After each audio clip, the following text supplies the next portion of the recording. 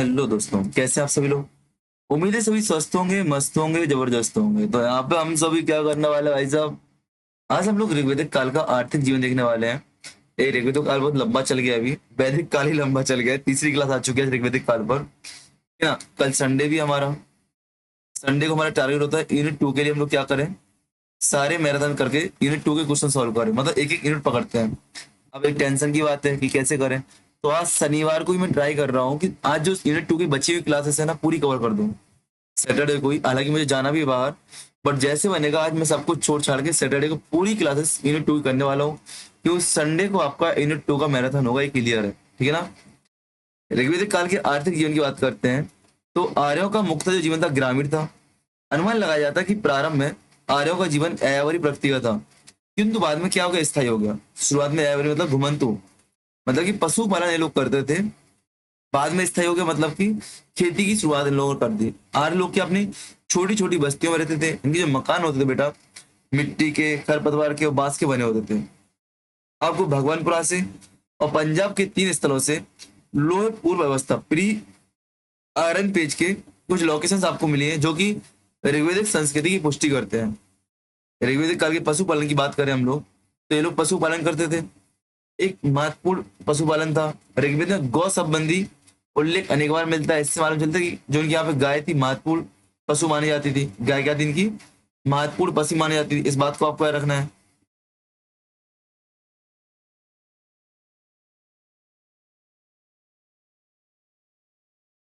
इसको एडजस्ट करो और पूरे भाग जाते हैं।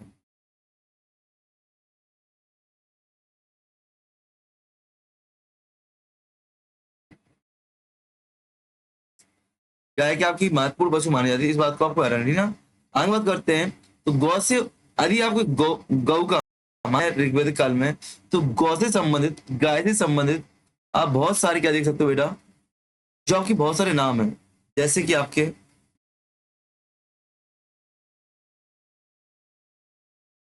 चलो पशुपालन की बात करते हैं। तो ऋग्वेदिक काल में बता रहा था, पशुपालन गौ पालन आपका महत्वपूर्ण माना जाता है। और आपको यदि इसका महत्व जानना है, तो आप जो गौ से संबंधित शब्द आपको वो मिल जाएंगे। इनका अर्थ आपसे पूछा था, गोपा क्या होता है। गोप मतलब होता है आपका राजा। गविष्टि मतलब युद्ध होता है, जो कि गायों के लिए लड़ा जाता था। गवेष्ठन, गवेष्ठन मतलब होता है गवेषण। गवेषण मतलब होता है युद्ध या गायों की खोज। तो गवेष्टि और गवेषण का अर्थ समझ के रखना। और दोहिद्री मतलब कि पुत्र, अर्थात दोहने वाली, दूध दोहने वाली। तो दोहिद्री मतलब पुत्र आपको होता है। किसी व्यक्ति का सम्मान उसकी गायों से लगाया जाता था। किससे, गायों से। तो इस बात से आपको पता चला ऋग्वेदिक काल में क्या पशुपालन तो होता ही था, साथ में गाय का कितना अधिक महत्व था। गौ का महत्व की बात करें तो पुरोहित को भी दक्षिणा में गाय दी जाती थी। गाय आपका विनिमय का साधन भी था। गाय से दूध प्राप्त होता था। बैलों द्वारा खेत जोते जाते थे। अनस, अनस खींचने के लिए बैलों का प्रयोग किया जाता था, ठीक है। अनस, तो जो आपको बैल जो है, हल, हल जोतने के लिए अनस, अनस आपको क्या, खींचने के लिए किसका, बैलों का प्रयोग, इसको अनस बोलते हैं। कभी कभी अतिथि सत्कार हेतु गाय का मांस भी प्रयोग किया जाता था।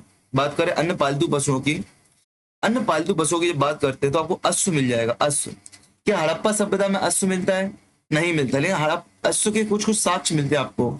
सुतकुर्दा से आपको, सुत का कैंडो से आपको जीवाश्म मिले थे।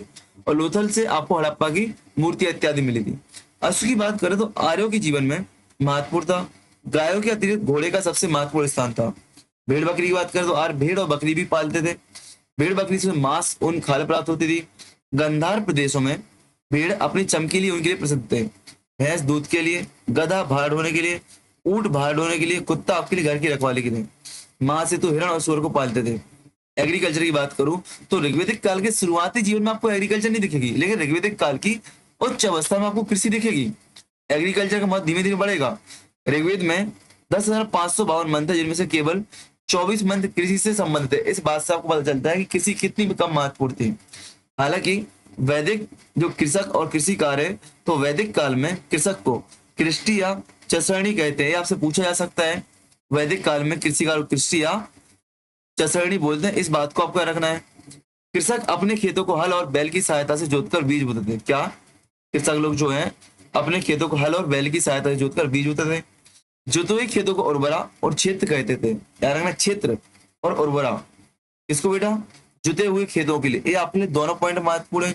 क्षेत्र से कोई गलत मत कर देना। और उर्वरा से मतलब उर्वरक भूमि नहीं, यहाँ पे क्षेत्र, जुते हुए खेत है आपके, उर्वरक भूमि है, ठीक है ना।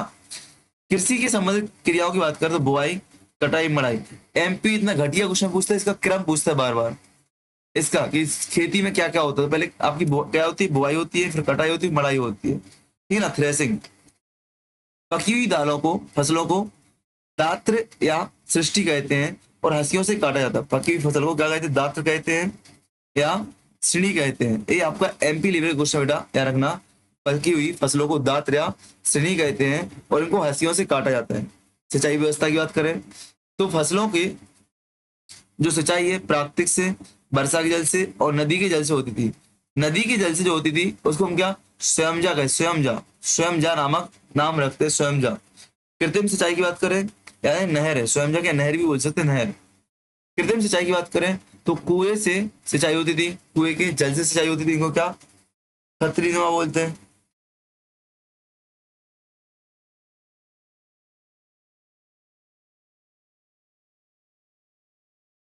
इनको हम लोग क्या, एक मिनट, रिकॉर्डिंग हो रहा है ना, हाँ हो रहा है।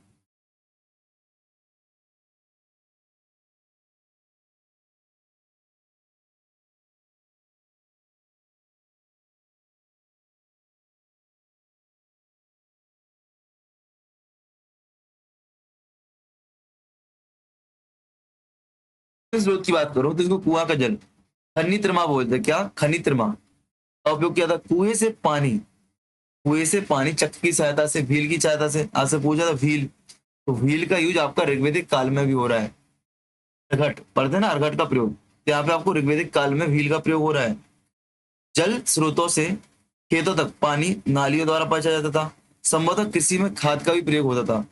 कटाई की बात करें तो कटे हुए अनाज को पर्स, क्या, पर्स, पर्स के रूप में बांधकर खलियान में ले जाया जाता था। मड़ाई के पश्चात अनाज को सूप द्वारा, सूपा, सूपा आज देखते हैं बास्केट है, सूपा द्वारा फटकार कर अलग किया जाता था। अनाज भंडार को रखने के लिए पूर्व उदर नामक पात्र से नापा जाता था। मतलब कि उदर क्या आपका, उदर क्या आपको अनाज को मापने का संयंत्र है, उदर क्या आपको अनाज से मापने का संयंत्र है, ठीक है ना। जो आपके, आपसे पूछे जो आपकी खेती होती है, सूख जाती है, उसको काटते हैं हम लोग, जो आपके पूछ के भंडार जो काटते हैं ना, हम लोग इकट्ठा झुंड बनाते हैं, उनको क्या बोलते हैं, पर्स बोलते हैं यहाँ पे, ठीक है ना, पर्स बोलते हैं, ठीक है ना।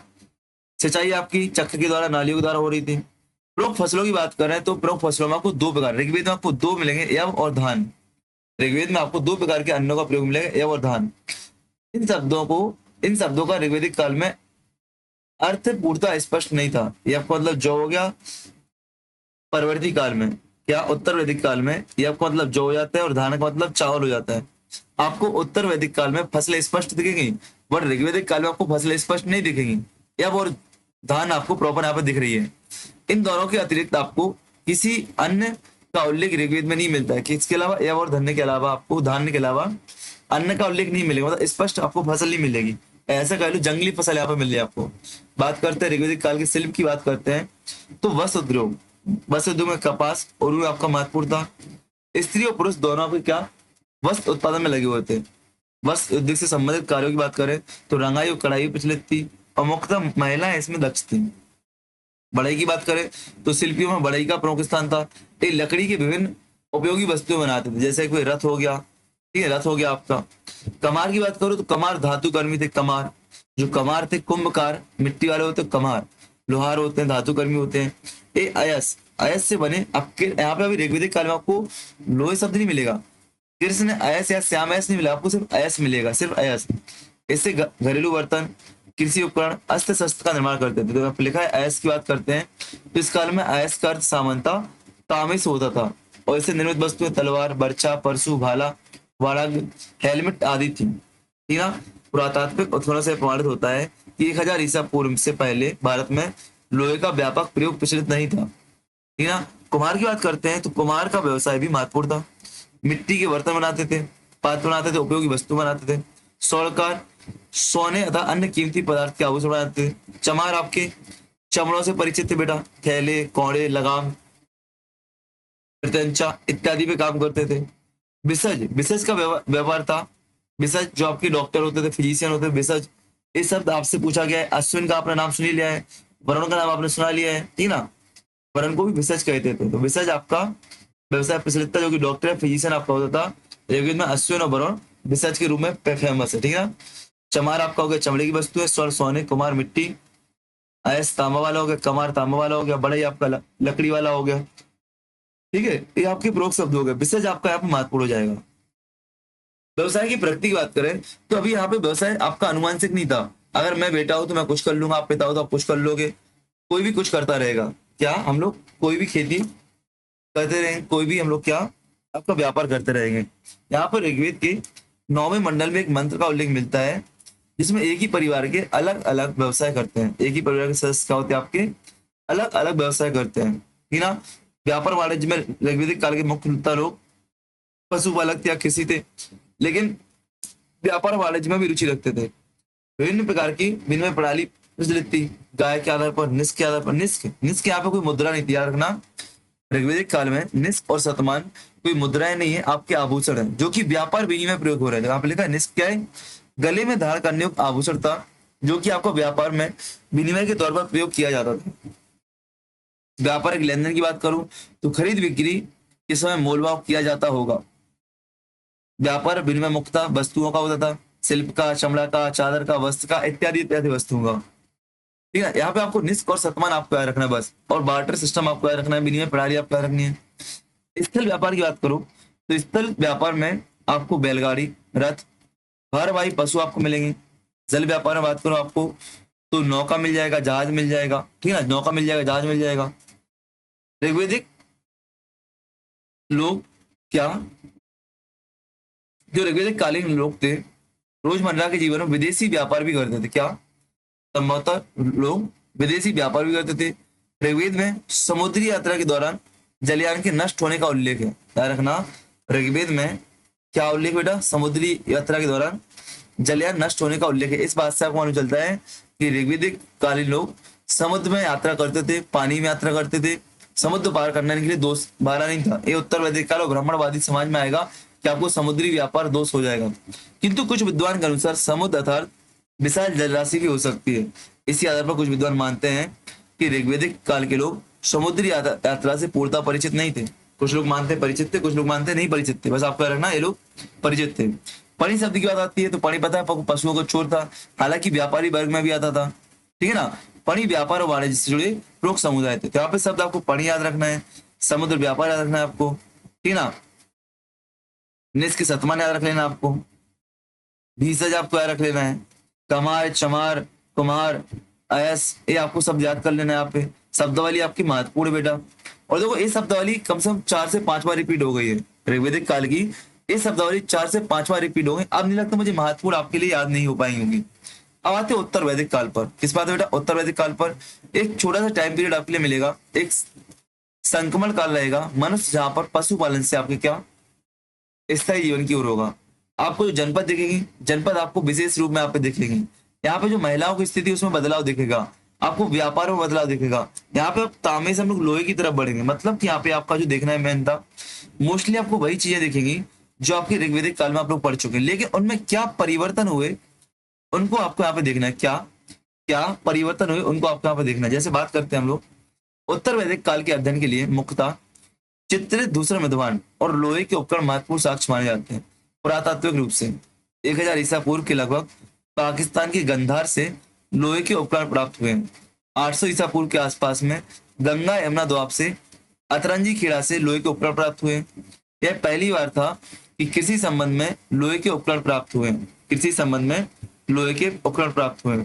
उत्तर वैदिक काल में जो यजुर्वेद है, यजुर्वेद में वो श्यामयस और कृष्ण शब्द मिलता है। कहाँ पे बेटा, यजुर्वेद में। कहाँ पे, यजुर्वेद में। ये पूछा गया आपसे, हम भूल जाते हैं एग्जाम में। कहाँ पे, यजुर्वेद में। फिर से बोलूँ कहाँ पे, यजुर्वेद में। फिर से बोलूँ कहाँ पे, यजुर्वेद में। क्या मिलता है आपको, श्यामयस और कृष्ण आपको मिलता है। उत्तर वैदिक संस्कृति की बात करें तो ऋग्वैदिक संस्कृति की पृष्ठभूमि में क्या होता है, उत्तर वैदिक का विकास होता है। हम बोल ही चुके हैं कि आपको विकास देखना है, परिवर्तन देखना है। इस काल की जानकारी हमें ब्राह्मण ग्रंथों से, अरण्यक से और उपनिषद से मिलती है। इस काल में लगभग जो आपके ग्रंथ है इनका संकलन 1000 से 6000 ईसा, इस काल का लगभग जो आपका ग्रंथ है या जानकारी इस काल को कितना 1000 ईसा पूर्व से 6000 ईसा पूर्व मानते हैं। इस काल में क्या होता है, अनेक राज्यों का उदय होता है, किंगडम्स का। अब आपको तो जो ट्राइबल्स समाज था उनसे आपको क्या राज्य मिलेगा। और यहाँ पे आपको भू स्वामित्व की अवधारणाएं भी आपको आएगी, क्या आएगी आपकी, भू स्वामित्व की अवधारणाएं भी आपके सामने आएंगी, ठीक है ना। भू स्वामित्व की अवधारणाएं भी आपके सामने आएंगी, देखते हैं कैसे आएंगी।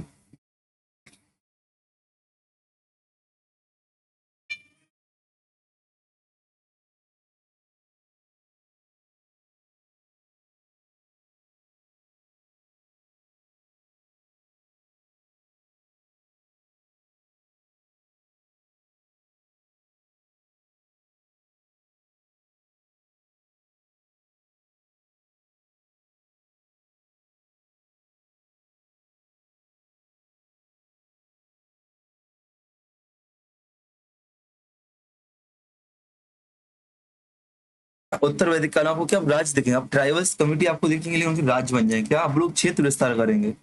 और यहाँ पे देखना राजा अपने आपको मान देना नहीं, थोड़ा अलग प्रेजेंट, अरे I am the king of the this area, अलग प्रेजेंट करेगा अपने आप को, ठीक है ना। जैसे आपको यहाँ पे कुछ राज्य दिखेंगे, गंधार राज्य कहाँ दिखेगा बेटा, गंधार राज्य दिखेगा आपको सिंधु नदी की दोनों तटों पर, मतलब सिंधु गंधार राज्य से निकलते, पूछ सकता है सिंधु किस राज्य से, गंधार राज्य से। कैकेय आपको कहाँ मिलेगा, सिंधु व व्यास नदी के मध्य पर, सिंधु व व्यास नदी के मध्य पर।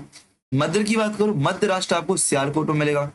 मत्स्य जो कि वर्तमान राजस्थान में जयपुर के आसपास मिलेगा, अलवर भरतपुर जयपुर के आसपास मिलेगा। कुशीनगर मध्य भारत में मिलेगा। आपको देखना यही राज्य जो अभी जन कहलाएंगे, जनपद कहलाएंगे, जनपद पहले क्या थे, ऋग्वेदिक काल में जन थे, आपके क्या हो जाएंगे बेटा, जनपद हो जाएंगे, और आगे जाके यही आपके महाजनपद बनेंगे। कुशीनगर कहाँ पे आपको मध्य भारत में मिलेगा।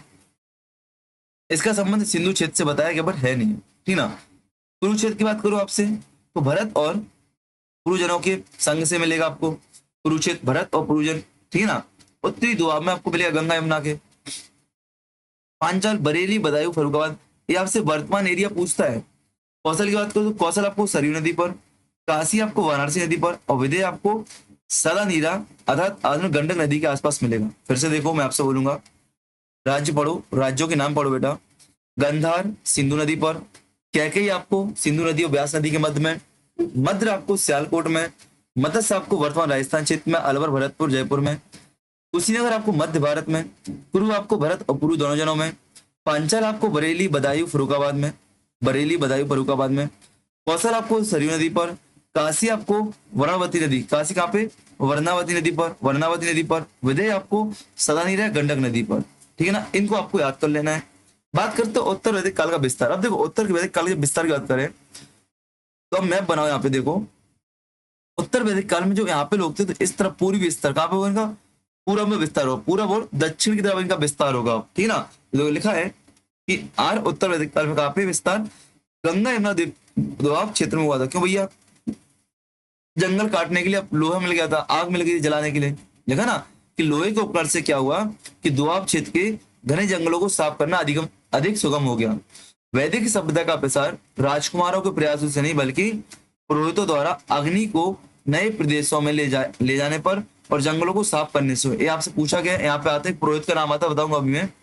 एक पुरोहित का नाम आता है, ऐसा बताते हैं वो लोग कि वह अपने अग्नि कुंड से आगी को ले गए और उन्होंने पूरब की तरफ विस्तार किया। तो याद रखना यहाँ पे क्या मैंने बोला कि एक सेंटेंस पूछा गया, अभी इनका नाम भी आपके सामने आएगा, किन पंडित का नाम क्या, पुरोहित का नाम क्या, अभी आएगा इसके सामने, आपको बताऊंगा, मुझे नाम याद नहीं आ रहा है, वशिष्ठ या विश्वामित्र नहीं, कुछ और है, ठीक है ना। तो नाम आएगा, पूछेगा भैया किस आपके पुरोहित ने विस्तार किया था। तो इस सेंटेंस को कर लेना कि वैदिक सभ्यता का विस्तार पूरब की तरफ केवल राजकुमारों को योगदान नहीं मिलता बल्कि पुरोहितों को भी मिलता है। आर्यों की विभिन्न संस्कृतियों के संपर्क की बात करूं, जब आर्य लोग पूरब की तरफ बढ़े बेटा, जब आर्य लोग पूरब की तरफ बढ़े तो हमें पहले से कुछ अन्य संस्कृतियां निवास कर रही थी। यहाँ पे क्या, कुछ पहले से अन्य संस्कृतियां निवास कर रही थी, उनके साथ संबंध इनके बढ़ते, जैसे कि आर्यों का सामना उन लोगों से होता है जो यहाँ पे पहले तांबे का औजार प्रयोग कर रहे थे और गेरियो रंग के मृदवान, क्या साथ में गेरियो रंग के मृदवान प्रयोग कर रहे थे, कहाँ पे, पश्चिमी उत्तर प्रदेश में। वही बात करते हैं आप हम लोग पश्चिमी यहाँ पे बात करते हैं पूर्वी उत्तर प्रदेश की, बिहार की बात करते हैं। तो यहाँ पे देखो, यहाँ पे जब आर्यों का आगमन हुआ तो यहाँ पे लोग बाग क्या तांबे के औजार प्रयोग कर रहे थे, काले व लाल मृदवान प्रयोग कर रहे थे, ठीक है ना, काले व लाल मृदवान प्रयोग कर रहे थे। आर्यों का इनके साथ संपर्क होता है, याद रखना। यूपी में क्या, पश्चिमी यूपी में क्या, गेरियो रंग के मृदवान, और पूर्वी यूपी उत्तरी बिहार में काले लाल मृदवान। आर्यों की सफलता क्यों होती है भैया, आर्यों की सफलता इसलिए होती है कि ये लोग हथियार का प्रयोग करते हैं, लोहे के हथियार का, साथ ही साथ अश्वचलित रथ का प्रयोग करते हैं। याद रखना, आपसे पूछा था आर्यों के बारे में, तो आर्यों ने को जब लोहा मिला तो इन्होंने शुरुआत में लोहे का प्रयोग खेती के उपकरण के रूप में नहीं किया था। किसके रूप में किया था बेटा? जंगलों को साफ करने के लिए और युद्ध हथियारों के रूप में। ठीक है, खेती के रूप में बाद में करते हैं। कुरुक्षेत्र की बात करते हैं तो दो प्रमुख कबीले भरत और पुरु, भरत और पुरु मिलकर क्या कुरु बनते हैं, कुरु बनते हैं। ये लोग कहाँ पे? सरस्वती व दुरस्वती नदी के आसपास के क्षेत्रों में बस जाते हैं। इनकी आरंभिक राजधानी क्या थी? असंधिवत थी। ये आपसे पूछेगा क्योंकि भैया आपका क्या है, भारतीय ज्ञान परंपरा है, तो असंधिवत याद रखना, असंधिवत। इसकी प्रारंभिक राजधानी क्या थी? असंधिवत थी। बाद में कुरुओं ने दिल्ली और ऊपरी दोआब पर अधिकार कर लिया था। बाद में क्या कुरुओं ने दिल्ली व ऊपरी दोआब पर अधिकार कर लिया था। यही क्षेत्र आगे चलकर क्या कुरुक्षेत्र कहलाया था। यही क्षेत्र क्या आगे चलकर बेटा कुरुक्षेत्र कहलाया था। इसके बाद राजधानी क्या हुई? काम्पिल हुई। ठीक ना, तो याद रखना, भरत और पुरु मिलकर कुरु बनते हैं। कहाँ पे? सरस्वती इत्यादि नदियों पर। इनकी जो राजधानी थी क्या थी? असंधिवत थी। बाद में यही क्षेत्र जब दिल्ली और ऊपरी दोआब में पहुंचता है, गंगा यमुना की ऊपरी दोआब में पहुंचता है, तो कुरुक्षेत्र बन जाता है। हरियाणा क्षेत्र में कुरुक्षेत्र, और इसकी राजधानी बाद में क्या बनती? काम्पिल बनती है। काम्पिल बनती है, याद रखना। कुरु वंश के शासक आपसे पूछे जाते हैं। कुरु वंश के प्रमुख शासकों में आपको मिलेंगे परीक्षित, जन्मेजय और पृथ्वी। परीक्षित, जन्मेजय, पृथ्वी आदि प्रमुख शासक थे। किसके? कुरु वंश के। परीक्षित, जन्मेजय और पृथ्वी। परीक्षित की बात करते हैं तो अथर्ववेद में परीक्षित का उल्लेख मिलता है। परीक्षित को मृत्यु लोक का देवता माना गया है। अथर्ववेद में क्या? राजा परीक्षित को मृत्यु लोक का देवता माना गया। अब चूंकि ये सब आपको भारतीय इतिहास में प्रॉपर नहीं मिलेगा, जब आप एमपी के हिसाब से ये चीज पढ़ते हैं ना तो आपको मिलता है। क्यों? क्योंकि एमपी के इतिहास में भारतीय ज्ञान परंपरा, मैं चिल्ला चिल्ला के बोल रहा हूँ, एमपी के इतिहास में भारतीय ज्ञान परंपरा महत्वपूर्ण है, इसलिए आपका प्राचीन इतिहास थोड़ा आपका अलग हो जाता है एमपी में। ठीक ना, अथर्ववेद में आपको राजा परीक्षित का उल्लेख मिलेगा, जो कि अथर्ववेद में क्या परीक्षित को मृत्यु लोक का देवता बनाया गया है। जन्मेजय की बात करते हैं तो जन्मेजय के विषय में माना गया है कि उसने सर्प सत्य और 2 अश्वमेध यज्ञ, इसने क्या सर्प सत्य यज्ञ और अश्वमेध यज्ञ कराए थे। याद रखना, किसने? जन्मेजय ने। फिर आपको मिलता है वो कौन? निक्षु मिलते हैं। निक्षु, निक्षु मिलते हैं। निक्षु कुरुवंश का अंतिम शासक था। उसने राजधानी हस्तिनापुर और कौशाम्बी, राजधानी कहाँ? हस्तिनापुर से कौशाम्बी ट्रांसफर की थी। इसका कारण क्या था कि हस्तिनापुर एक भीषण बाढ़ में नष्ट हो गया था। ये आपसे पूछा जाता है, ये आपसे पूछा जाता है कि हस्तिनापुर से राजधानी किसने ट्रांसफर की थी? निक्षु ने। ठीक ना, किसने? निक्षु ने। तो परीक्षित, जन्मेजय, पृथ्वी और निक्षु आपके प्रमुख राजा हो जाएंगे। परीक्षित आपको अथर्ववेद में मिलेंगे मृत्यु लोक के देवता के रूप में। जन्मेजय के बारे में जानकारी मिलती है अथर्ववेद में कि वैसे उन्होंने 2 यज्ञ कराए थे। और निक्षु आपका इस वंश का, कुरु वंश का अंतिम राजा था, जिसने क्या किया था? राजधानी परिवर्तन किया था। क्यों किया था? क्योंकि राजधानी जो हस्तिनापुर थी वहां से कौशाम्बी ले गया था। जो हस्तिनापुर थी वो क्या भीषण बाढ़ की वजह से नष्ट हो गई थी। बात करते हैं महाभारत और कुरुवंश की, तो महाभारत का युद्ध का संबंध जो आपको कुरुवंश से माना जाता है। ठीक ना, अब बात करते हैं पांचाल राज्य की, तो पांचाल राज्य आपका अलग राज्य पांचाल, कुरु राज्य का पांचाल। तो पांचाल राज्य कृवि और तुर्वस, देखो मैं बोल रहा हूँ कुरु किससे बना था? कुरु भरत और पुरु से मिलकर बनाए थे। भरत और पुरु से मिलकर बने थे। पांचाल किससे मिलकर बने थे बेटा? किरवी कबीला और आपका तुर्वस कबीला। किरवी कबीला और तुर्वस कबीला, और इन्हीं कबीलों के आधार पर हम अनुमान लगाते हैं कि आर्य लोग भारत में एक साथ नहीं आए थे, अलग अलग कबीलों में या अलग अलग झुंड के रूप में भारत में आए थे। क्या?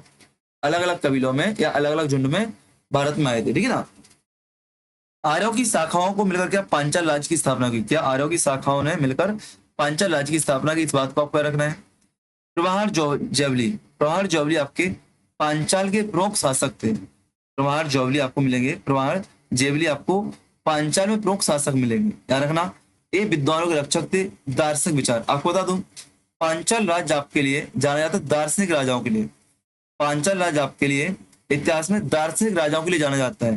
प्रवाहर जेवली यहाँ पे एक प्रमुख दार्शनिक राजा थे, इन्होंने विद्वानों को संग्रह क्या किया था? संरक्षक किया था। याद रखना, पांचाल का बौद्धिक मत देखा ना, पांचाल अपने दार्शनिक राजाओं के लिए प्रसिद्ध था। अरुणी श्वेत केतु का संबंध भी इसी क्षेत्र से था। अरुणी और श्वेत केतु क्या थे? प्रमुख दार्शनिक थे जो कि पांचाल क्षेत्र में रहते थे। अरुणी और श्वेत केतु। मध्य देश की बात करूं, मध्य देश की बात करूं तो मध्य देश जो आपको मिलेगा सरस्वती और गंगा यमुना दोआब के आसपास मिलेगा। इसमें आपको कौशल, काशी, विदेह मिलेंगे। मध्य देश में आपको कौशल, काशी, विदेह मिलेंगे। कौशल कहाँ बेटा? सरयू नदी पे मिलेगा। इसके किनारे कौशल राज्य की स्थापना होती है। काशी आपको कहाँ मिलेगा? काशी आपको वर्णावती में मिलेगा, काशी राज्य की स्थापना आगे होगी। विदेह आपको सदानीरा गंडक नदी के पास मिलेगा। ठीक है ना, विदेह राज्य की स्थापना होगी। सतपथ ब्राह्मण के अनुसार, यहाँ पे आ गया, देखो यहाँ पे आ गया, सतपथ ब्राह्मण के अनुसार विदेह माधव ने अपने गुरु, सतपथ ब्राह्मण के अनुसार विदेह माधव ने अपने गुरु राहुगढ़ की सहायता से अग्नि द्वारा इस क्षेत्र के जंगलों को साफ किया था। आगे ना विदेह माधव का था, तो भाई मैंने बोला था कि पुरोहितों के द्वारा विस्तार किया गया है, तो उसमें एक एग्जाम्पल आता है किसका, सतपथ ब्राह्मण में विदेह माधव का। तो विदेह माधव की कथा बताती है कि किस प्रकार से आर्यों ने पूरब की तरफ विस्तार किया था, जहां पे राजकुमारों से ज्यादा, राजाओं से द्वारा ज्यादा पुरोहितों का सहयोग रहा। ठीक है, राहुगढ़ कौन था, पुरोहित राहुगढ़ था। उत्तर पश्चिम में बात करें हम लोग, उत्तर पश्चिम में तो गंधार मिलेगा, कैके मिलेगा, ठीक ना। ठीक, चलो तो देखो आपके राज्य हैं, ये राज्य है, यहाँ पे आप गौर से देखो राज्य को डिवाइड किया था अपन ने, ठीक ना।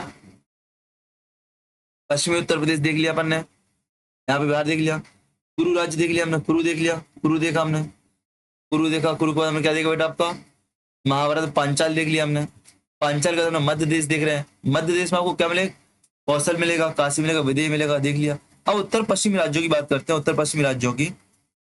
उत्तर पश्चिमी राज्यों में क्या गांधार होता है, गांधार सिंधु नदी के तट पर था, गांधार जनपद स्थापित होती है। कैकेयी आपको गांधार और व्यास नदी के तट पर मिलेगा, कैकेयी आपको कहाँ पे, गांधार और व्यास के तट पर। अश्वपति कैकेयी, अश्वपति कैकेयी कैकेयी वंश के प्रमुख दार्शनिक राजा थे, अश्वपति कैकेयी आपके कैकेयी वंश के प्रमुख दार्शनिक राजा थे, याद रखना। छांदोक उपनिषद के अनुसार मेरे राज्य में ना चोर है, ना मद्यपान होता है, ना क्रियाहीन, ना व्यभिचार, ना अविद्वान है। कौन बोलता है, अश्वपति कैकेयी बोलते हैं। किसके बारे में बोलते हैं, अपने राज्य के बारे में बोलते हैं, ठीक है ना। कहाँ पे जानकारी मिलती है आपको, पति कैकेयी की, अश्वपति कैकेयी में, ठीक है। चलो आगे बढ़े हम लोग।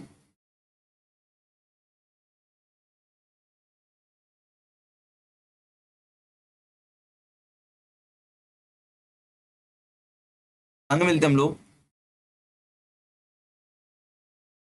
आर्य सभ्यताओं के बाहर के समुदाय की बात करूं, अगर आर्य सभ्यताओं के बाहर के समुदाय की बात करूं तो आपको पुलिंद, पुलिंद आपको कहाँ मिलेगा, दक्षिण भारत। ये आपसे पूछा गया पुलिंद कहाँ पे आपको, दक्षिण भारत, जो कि आपके अनार थे, अनार थे। सबर आपको मध्य प्रदेश और उड़ीसा प्रजाति में, सबरी, सबर सबरी आपने सुना होगा।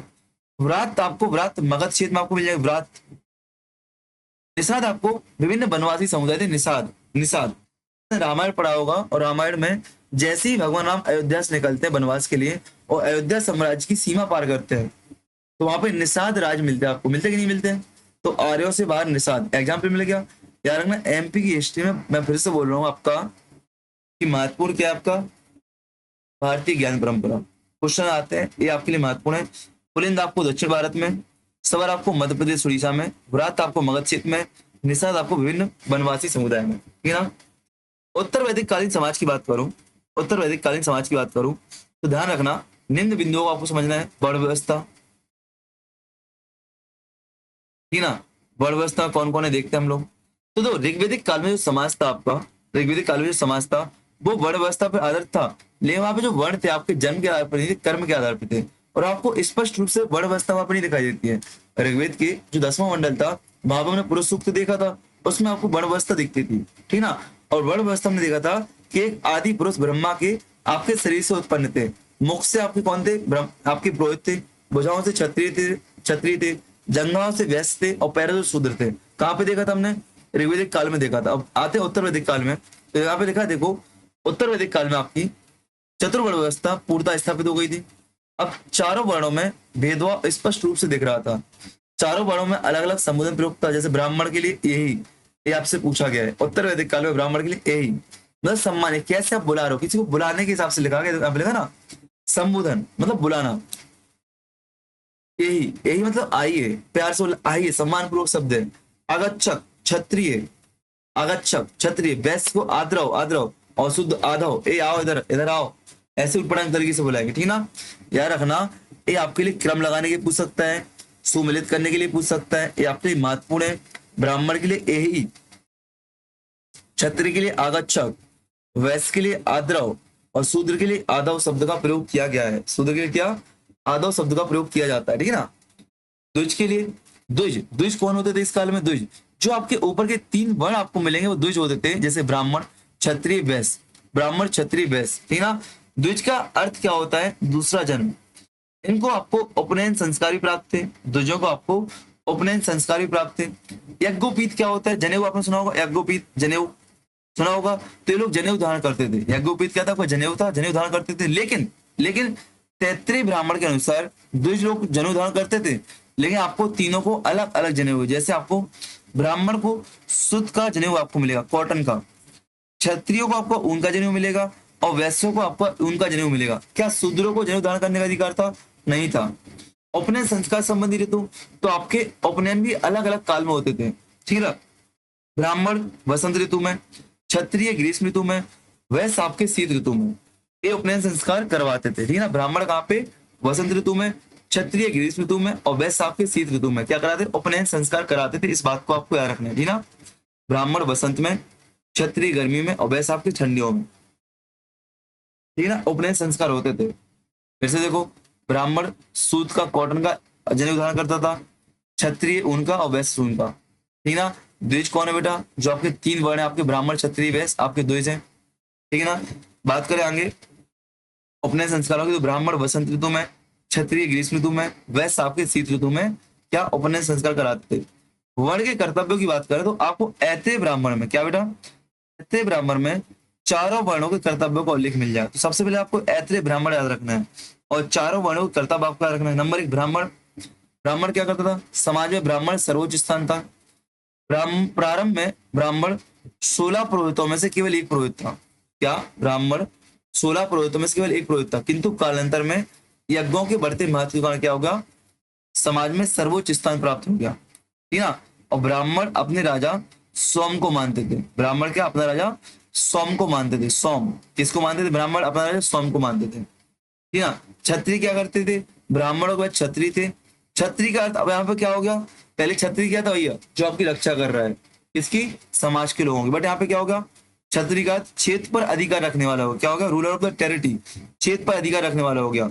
उत्तर वैदिक काल में लोहों के रुद्रास्त्रों का प्रयोग करना क्या हो गया? प्रतिष्ठा। जो भी क्षत्रिय आपके लोहे का अस्त्र प्रयोग करे उसकी प्रतिष्ठा बढ़ेगी। ब्राह्मण क्षत्रिय प्रतिस्पर्धा देखोगे तो आपको जैन और बौद्ध धर्म दिखेंगे। आपको यहाँ पे लिखा है, देखो, ब्राह्मण और क्षत्रिय के मध्य प्रतिस्पर्धा विद्वान थी। किस मामले में? लेके भैया क्षत्रिय बोलते हैं हम रक्षा करते हैं, हम भूमि के स्वामी हैं, तो हमें आगे होना चाहिए, समाज में उच्च वर्ग हमारा होना चाहिए, समाज में उच्च व्यवस्था हमारी होनी चाहिए।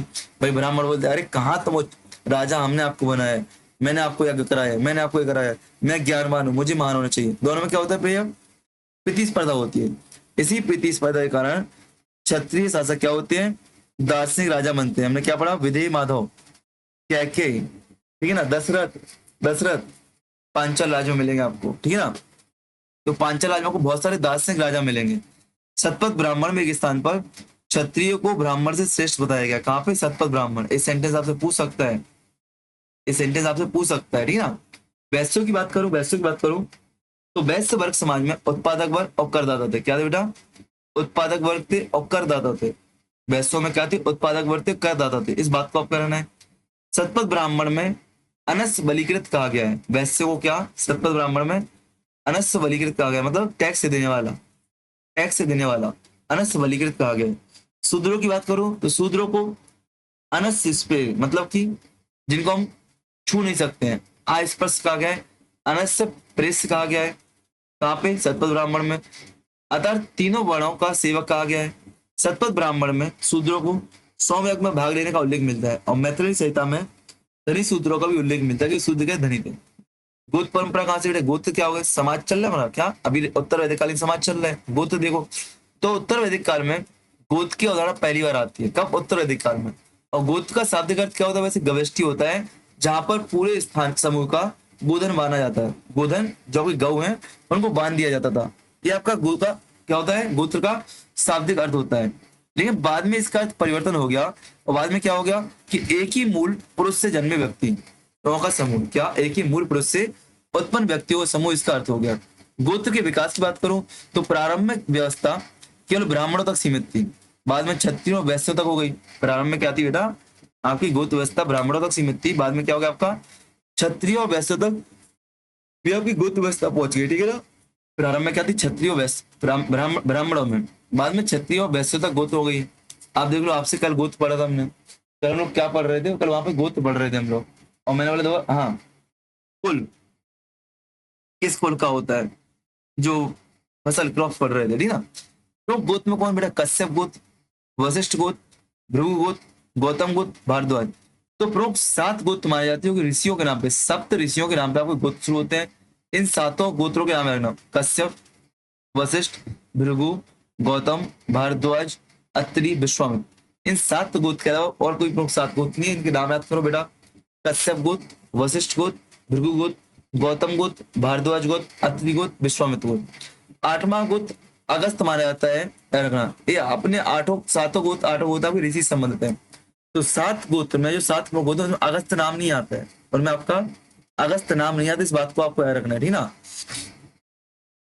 गोत्र से बहिर्वाह, मतलब यद्यपि गोत्र व्यवस्था विकसित हो चुकी थी, किंतु गोत्र से बहिर्वाह की परंपरा कब, शुद्ध काल में विकसित होती है, मतलब महाजनपद काल में जाके आगे जाके विकसित होती है। क्या, कि आपको गोत्र से बाहर विवाह करना, यदि आप गोत्र से बीच, आप गोत्र के अंदर ही विवाह करेंगे तो आप भाई बहन से विवाह कर लोगे, ठीक ना।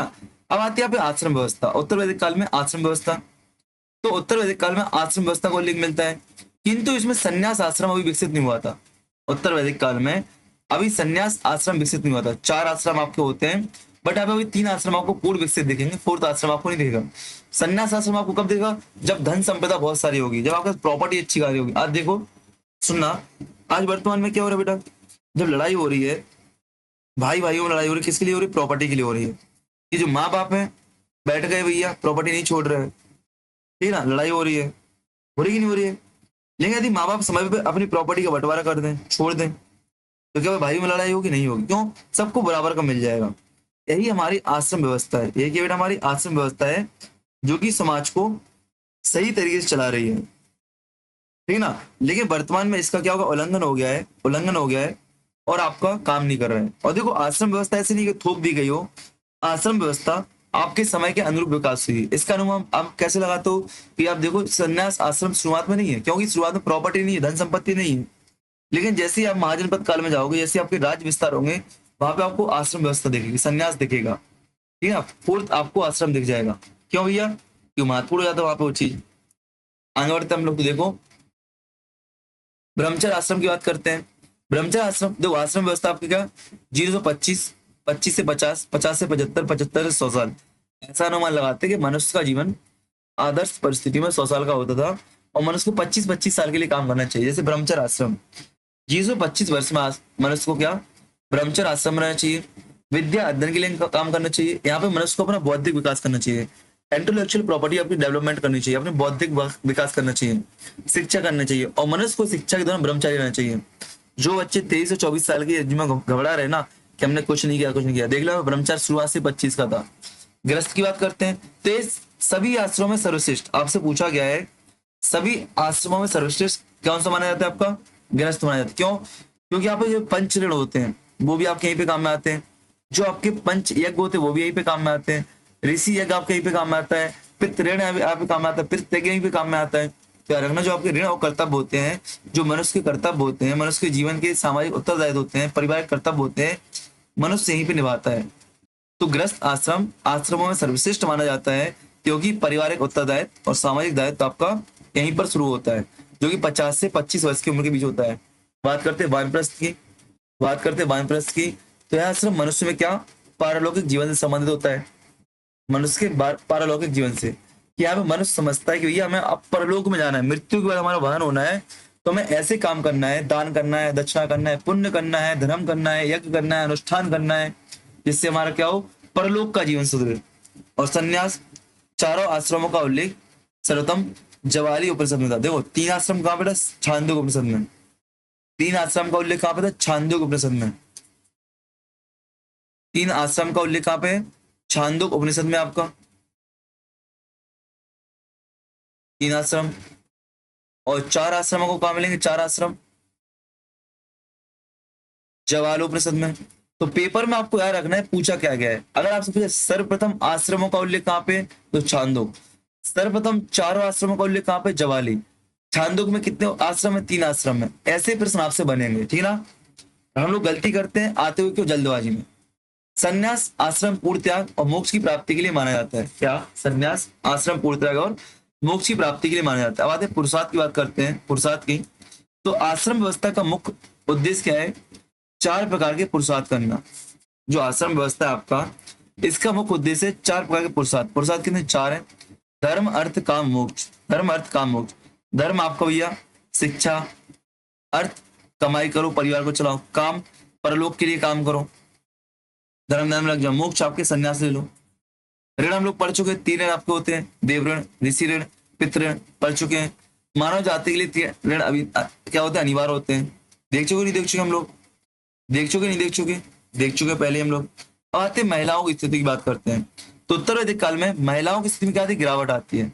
अब महिलाओं का सभा और समिति पर अधिकार नहीं रह गया। हालांकि महिलाएं समिति में पार्टिसिपेट नहीं करती थी, महिलाएं सभा और विदत में पार्टिसिपेट करती थी, समिति में नहीं, ठीक ना। चलो आगे बढ़ते अपन लोग। उन्हें बात करते हैं, उन्हें संपत्ति में पुत्रों के समान अधिकार प्राप्त नहीं था और पुत्री के जन्म को भी प्रोत्साहित नहीं किया जा रहा था। अब पुत्रों के जन्म को प्रोत्साहित किया जाएगा, क्यों? अभी भौतिक सुखों के लिए, पुत्र हमारा ताकतवर हो, पुत्र हमारा ताकतवर हो।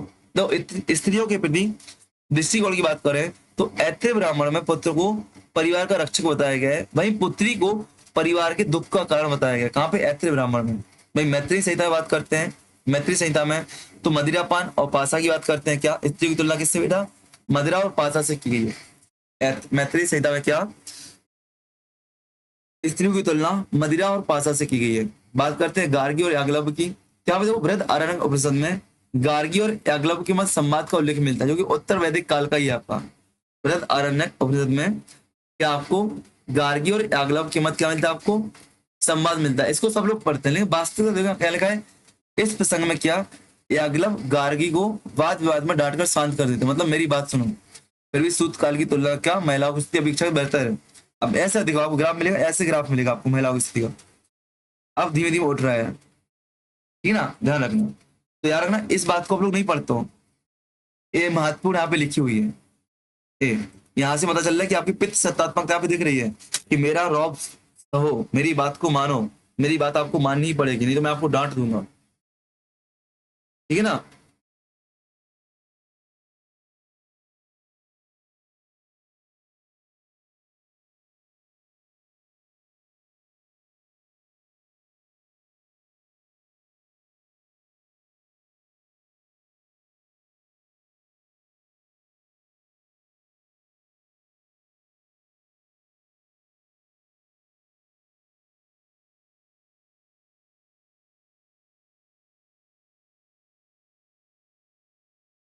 आगे बात करते हैं विवाह की। विवाह की बात करते हैं तो विवाह को क्या एक आवश्यक कर्तव्य माना गया है। विवाह को क्या एक आपका आवश्यक कर्तव्य माना गया है। बात करते हैं विधवा विवाह की। बात करते हैं विधवा विवाह की। तो विधवा विवाह का प्रचलन था क्या? तो विधवा विवाह को पुत्र विधवा विवाह का प्रचलन था। उत्तर वैदिक काल में भी क्या था? विधवा विवाह का प्रचलन था।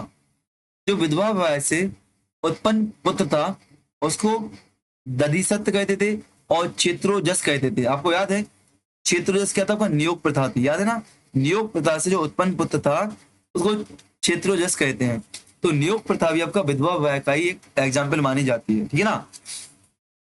तो दधिसत और आपका क्षेत्रोजस याद रखना, विधवा विवाह से उत्पन्न दो पुत्र का उत्तर वैदिक काल में। अंतर जाति विवाह भी प्रचलित था। क्षत्रिय संहिता में आर्य पुरुष और शूद्र स्त्री के विवाह का संबंध का उल्लेख मिलता है। आर्य पुरुष और शूद्र स्त्री के विवाह का हमें क्या मिलता है? उल्लेख मिलता है। शतपथ ब्राह्मण में ऋषि च्यवन और राजा सायती की पुत्री की सुकन्या का उल्लेख मिलता है। कहाँ पे? शतपथ ब्राह्मण में, ठीक है ना। अनु जी आपको क्या है बेटा? अनुलोम विवाह है। प्रतिलोम क्या होते हैं?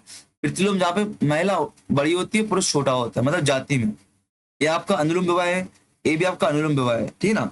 राज परिवार की रानियों की बात करें तो राजा की प्रधान रानी को महिषी कहते थे। महिषी मतलब अब यहाँ पे एक शब्द है प्रधान रानी, मतलब कि रानियां बहुत सारी होती थी, एक नहीं है रानी, बहुत सारी रानियां हैं। तो जो प्रधान रानी है उनको महिषी कहते थे, लिखा ना, महिषी मुख्य प्रधान रानी।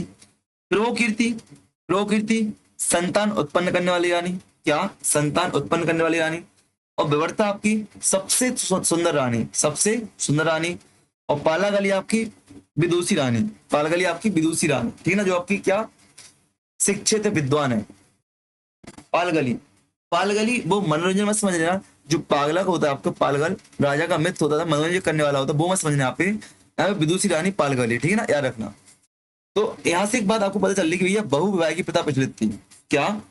बहुविवाह की प्रथा प्रचलित थी। और यज्ञ में महिला का साथ होना जरूरी था, मतलब पति के साथ पुरुष को होना है। ठीक है ना? आपको याद होगा, एक एग्जाम्पल है रामायण काल का, जब भगवान राम श्रीलंका पहुंचते हैं और महादेव से युद्ध विजय की कामना करते हैं, उनके लिए यज्ञ करते हैं, तो वहां पे कोई पंडित नहीं होता है।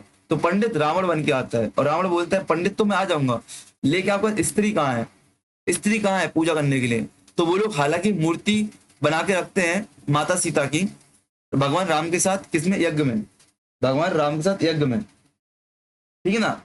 लेकिन लेकिन इस बात को आपको याद रखना है, रावण स्वयं सीता को लेकर आता है, और इस बात को कहकर लेकर आता है कि हे नारी, सिर्फ आप यज्ञ के लिए यहाँ पे आई हो, मैं ब्राह्मण हूँ। ब्राह्मण अपने जजमान का यज्ञ कभी अधूरा नहीं करवाएगा। ब्राह्मण के जजमान, जो ब्राह्मण बोलते हैं जजमान के यज्ञ में जो कमी है मैं उनकी पूर्ति करूंगा। यहाँ पे मुझे देखा स्त्री की कमी, मैं स्त्री लेके आया, लेकिन आप मुझे वादा करोगे यहाँ से आप नहीं जाओगे, या यहाँ पे ऐसा वैसा। तो वहां पे नैतिक नियम कितने थे? वहां पे नैतिक नियम समझो आप, कि भाई भगवान राम के सामने माता सीता आ चुकी थी, बट भगवान राम ने सीता माता को सिर्फ यज्ञ के समय पे देखा, बकाया उनको छीना नहीं। वहां पे जो युद्ध था, युद्ध किया, उसके बाद ही उन्होंने क्या लिया? माता सीता को लिया। ये होता है प्रणी। अब करप्शन नहीं पे हो जाए, भ्रष्टाचार नहीं पे हो जाए, समझ रहे हो ना? भ्रष्टाचार, तो युद्ध ही नहीं होता आपका वहां पे। ये होते नैतिक नियम। महाभारत काव्य के माध्यम से बताया गया है कि नैतिक नियमों का पालन आपको करना चाहिए, रामायण के माध्यम से, ठीक है ना? मैं कहा महाभारत लेके पहुंच गया हूँ। महाभारत में भी नैतिक नियम की बात आती है। तो हम लोग अपने टॉपिक पे आते हैं। यहाँ पे किसकी बात हो रही थी बेटा? हाँ, बहुविवाह की बात हो रही थी। तो अवैध व्यक्ति को एक नहीं कर सकता था। संभवतः पुरुषों में बहुविवाह का प्रचलन था। ऐसे ब्राह्मण के अनुसार एक पुरुष अनेक पत्नियां हो सकती थी, किंतु एक स्त्री के अनेक पति नहीं हो सकते थे। याद रखना, अभी यहाँ पे क्या है? एक स्त्री के अनेक पति नहीं, बट एक पुरुष आपके अनेक पति रख सकते थे। अब लेकिन महाभारत देखो, अब महाभारत देखो, महाभारत में वो क्या मिलेगा? एक पत्नी के बहुत सारे पति मिलेंगे। ऐसा क्यों? ऐसा आज भी कई जनजातीय समुदाय में दिख रहा है। सुनना, ऐसा क्यों है? शुरुआत में क्या है आपका? ये जनपद है, ये आपके जनपद हैं। क्या है? जनपद है। जब जनपद है तो यहाँ पे आपके पास अभी भूमि पर संसाधन पर्याप्त मात्रा में, भूमि संसाधन आपके पास पर्याप्त मात्रा में उपलब्ध है। जनसंख्या कम है, भूमि पर आपके संसाधन पर्याप्त मात्रा में है, तो आपको कितनी भी संतान हो जाए आप आराम से बंटवारा कर सकते हो। लेकिन जब महाभारत काल आता है, संसाधन की लड़ाई होती है। अब देखो, एक सुई की नोक की भूमि, सुई की नोक बराबर भूमि की लड़ाई होती है महाभारत में। होती नहीं होती? 5 गांव की लड़ाई होती है। महाभारत काल में आते आते क्या संसाधन कम हो जाते हैं, संसाधन कम हो जाते हैं। तो लोग वहां पे क्या करते हैं? संतान उत्पत्ति कम करनी है तो हम क्या करेंगे? एक ही महिला से 5-6 लोग शादी कर लेंगे, जिससे क्या बंटवारा नहीं होगा, कम ही लोग में आपके भूमि के टुकड़े बटेंगे। ठीक है ना? इस बात को आपको याद रखना। इस बात से आपको मालूम चलता है कि रामायण पुरानी महाभारत बात की है। ठीक है ना? भूमि संसाधन की उपयोगिता के आधार पर आपको मालूम चलता है। संस्कारों की बात करते हैं, संस्कारों की बात करते हैं। संस्कार मनुष्य को पूर्णता प्रदान करते थे। पूर्णता मतलब कि आप पूर्ण हो जाओगे। अभी आपसे मनुष्य हो, आपको धर्म के अनुसार पूर्ण आपको संस्कार ग्रहण करने पड़ेंगे, ऐसे लोग कहते हैं। इनका विशेष महत्व द्विज जातियों के लिए था। द्विज में कौन? ब्राह्मण, क्षत्रिय, वैश्य। शूद्र भी कुछ संस्कार करते थे, किंतु वे संस्कार मंत्रहीन होते थे। देखते हैं संस्कारों की संख्या। तो गौतम ने संस्कारों की संख्या 40 बताई है, लेकिन अन्य स्मृतिकार इनकी संख्या 16 मत बताते हैं। क्या बताते हैं? 16 बताते हैं। ये पूछा गया है, गौतम के संस्कार 40 है और अन्य 16 है, और वर्तमान में 16 संस्कारों की बात की जाती है। संस्कार शब्द का उल्लेख वैदिक तथा ब्राह्मण साहित्य में नहीं मिलता है, बल्कि संस्कारों का विस्तृत विधान गृह सूत्रों में मिलता है। क्या मिलता है बेटा? गृह सूत्रों में आपको मिलता है। 16 संस्कार आपके होते हैं। ये आपके तो 16 प्रमुख संस्कार यहाँ पे लिखे हैं। मैं इनको पढ़ा भी चुका हूँ, फिर से यहाँ पे हम लोग कर रहे हैं, फिर से आप यहाँ पे कर रहे हैं। और सबसे महत्वपूर्ण, पता मुझे मजाक कहाँ लगता है लाइफ का, कि विवाह के बाद सीधा आपका अंतिम संस्कार मृत्यु होता है। विवाह के साथ आपका अंतिम संस्कार मृत्यु होता है। 15वां आपका विवाह हो गया और 16वां आपका सीधा मृत्यु हो गया। बताओ, विवाह के पहले सारे संस्कार। सबसे पहले गर्भाधान संस्कार। देखो यहाँ पे नेट में आपसे क्या पूछता है, भैया जन्म के पहले संस्कार कितने हैं, जन्म के बाद कितने हैं? एक बार पूछ चुका है, रटना शुरू कर दिया है। बट याद रखना, एमपी में अभी इस लेवल पे नहीं पूछा गया है, तो उसको तो हम लोग पढ़ के चलेंगे। बट एमपी में सीधा पूछता है कि भैया कौन सा संस्कार किस काल में होता है, किस वेला में होता है, दिन में कौन सा होता है, रात में कौन सा होता है, ठीक है ना, कौन से महीने में कौन सा संस्कार होता है। एमपी में ये पूछा जाता है। अंतर आ गया समझ में? क्योंकि पढ़ना तो वही, बट एमपी के एग्जाम के लिए आपको अलग जाना है। तो गर्भधारण संस्कार जीवन का प्रथम संस्कार है, जो कि जन्म के पूर्व होता है। जन्म के पूर्व होता है। और कब होता है? रात्रि के समय होता है। तो लिखा ना, गर्भधारण संस्कार दिन के समय वर्जित माना जाता है। ठीक है ना। अब गर्भधारण संस्कार क्या है? जो पति और पत्नी संयुक्त रूप से प्रयास करते हैं, संभोग इत्यादि करते हैं या आपसी संबंध बनाते हैं, वो आपका गर्भधारण संस्कार है। यहाँ पे लिखा है देखो, प्रश्नोपनिषद उपनिषद के अनुसार दिन में गर्भधारण से दुर्लभ और अल्प आयु संतान प्राप्त होती है। अगर आप दिन में गर्भधारण करते हो तो आपको दुर्लभ या अल्प आयु संतान प्राप्त होगी। ठीक है ना। क्यों बताओ? अब वैज्ञानिक बोलेंगे भैया दिन में गर्मी होती है, गर्मी में आपका जो स्पर्म होता है अच्छा नहीं बन सकता है, ऐसे बोलेंगे, बराबर ना। आज अब पुष्पन, मैं थोड़ा खुल के ज्यादा बात कर लेता हूँ मजाक में। गर्भधारण के बाद पुष्पन आएगा। पुष्पन भी आपका क्या होगा? पेट में जन्म के पूर्व होगा। पुष्पन भी आपका जन्म के पूर्व होगा, गर्भधारण के तीसरे माह में होगा। इसका उद्देश्य क्या होगा? पुष्प पुत्र प्राप्ति के लिए होगा। यह संस्कार पुष्य नक्षत्र में संपन्न कराया जाता है। नक्षत्र कब? पुष्य, पुष्य नक्षत्र में संपन्न कराया जाता है। सीमांतोयन, सीमांतोयन गर्भ स्त्री की सम्मति के लिए और भ्रूण की रक्षा के लिए कराया जाता है। यह बुरी आत्मा और प्रेत आत्माओं से सुरक्षा के लिए कराया जाता है। इस अवसर पर स्त्री के शरीर पर लाल चिन्ह, रेड मार्क बनाया जाता है। एमपी यही पूछता है बेटा, ये चीजें ऊपर की चीजें, ठीक ना। इस बात का रखना। तो ये आपका सीमांतोयन आपका हो गया, पुष्पन हो गया, गर्भधारण हो गया। आजकल होता है बेबी शावर होता है आपका, बच्चे के आने के पहले बेबी शावर। ये आपका सीमांत योनन है यार, ना सीमांत योनन आपका, ठीक ना। आपके तीन आपके संस्कार जन्म से पहले हो गए। आपके क्या हो गए? जन्म जन्म से पहले हो गए। अब आते जात कर्म संस्कार। यह संस्कार शिशु के जन्म के तुरंत बाद संपन्न कराया जाता है। नाल काटने से पूर्व होता है। नाल काट, अब कैसे भैया? आप जाति के साथ तो पैदा हो रहे हो ना, कि आप जैन में पैदा हो रहे हो, किस में पैदा हो रहे हो, ठीक ना। तो नाल काट, यह बात है, नाल काटने से पूर्व आपका यह संस्कार होता है। शिशु को मधु और घृत चटाया जाता है। शिशु को मधु और घी चटाया जाता है। इसके पश्चात पहली बार माता का स्तनपान कराया जाता है, ठीक ना। इस बात का रखना, यह संस्कार शिशु के जन्म के तुरंत बाद होता है, ठीक है ना। शिशु को मधु और घृत घी चटाया जाता है। आज डॉक्टर के सामने चटा दो कि डॉक्टर थप्पड़ मार देगा आपको, कि डॉक्टर को बच्चों घी पचा भी नहीं पाएगा, ऐसा वैसा जेबो। लेकिन आपको मजबूत बच्चा चाहिए तो आपको करना चाहिए उपाय। नामकरण संस्कार की बात करते हैं, तो संस्कार जन्म के 10वें या 12वें दिन होता है। इसमें बालक का नाम रखा जाता है। इसमें बालक का नाम रखा जाता है। मनु के अनुसार ब्राह्मण का नाम मंगल सूचक, क्षत्रिय का नाम बल सूचक होना चाहिए, वैश्य का नाम धन सूचक और शूद्र का नाम निंदा सूचक, कि जिसमें निंदा शब्द मिले, निंदा मिले, ठीक ना। अच्छा एक नाम बताऊं मैं, जैसे मेरा नाम अंकित है, क्या है? वैश्य सूचक है, बल सूचक है, मंगल सूचक है? बताओ। निंदा तो वैसे नहीं है, सीरियस मत लेना, मजाक में चल रहा है, बट वे एक आपको बहुत अच्छी बता, अंकित नाम है, क्या है? वैश्य सूचक है, लग रहा है आपको? बिल्कुल है। जहां चार पहुंच जाओ अपना नाम छोड़ के आते, छाप छोड़ के आते, मार्केटिंग करके आते हैं, है कि नहीं। तो वैश्य का काम क्या होता है? मार्केटिंग करना होता है ना। ये अंकित नाम यही अच्छा है।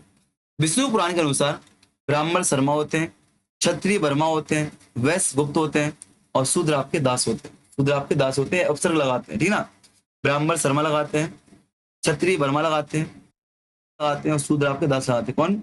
विष्णु पुराण के अनुसार, विष्णु पुराण के अनुसार। निष्क्रमण संस्कार आपका, यह संस्कार जन्म के तीसरे या चौथे माह पर संपन्न होता है। घर से बाहर, आप देख लो निष्क्रमण, निष्क्रमण आप लोग घर से तुरंत बाहर कर, नहीं, घर से बाहर बहुत समय बात करना चाहिए। हालांकि तो मंदिर ले जाते हैं अपन लोग 10वें दिन 12वें दिन, है ना।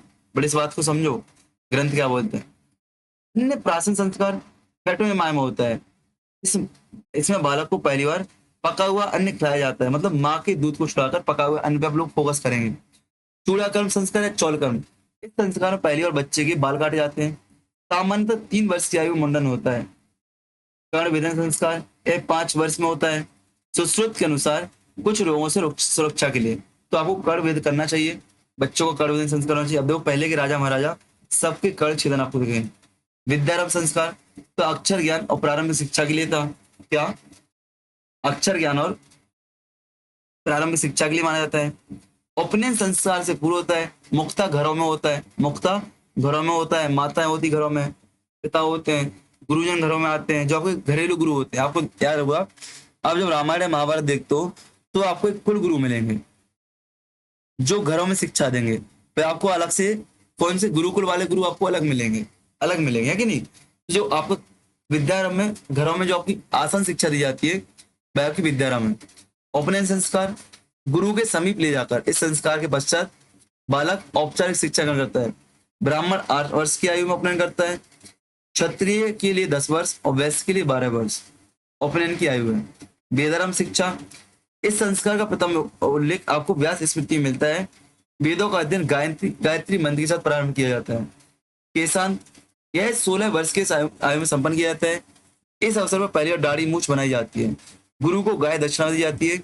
इसे गोदान भी कहा जाता है, ठीक ना। यह आपका ऐसा माना जाता है कि शिक्षा के उपरांत संस्कार है गुरु के समर्पण में। हमने शिक्षा प्राप्त कर ली तो अपने बालों को काट रहे हैं, गुरु के लिए दे रहे हैं अपना, ठीक ना। समावर्तन की बात करें तो जब गुरुकुल से वापसी होती है इसे स्नान संस्कार कहते हैं। इसके पश्चात विद्यार्थी स्नातक कहलाते हैं। यह संस्कार ग्रस्त आश्रम में प्रवेश की अनुमति देता है। फिर विवाह आश्रम होता है आपका, फिर अंत्येष्टि आपका होता है, ठीक ना। तो फिर से देखो, आपको जन्म से पूर्व आपको 3 संस्कार दिख रहे थे। जन्म से पूर्व आपको 3 दिख रहे थे, कौन कौन से? गर्भधान, पुष्पन, सीमांतोयन।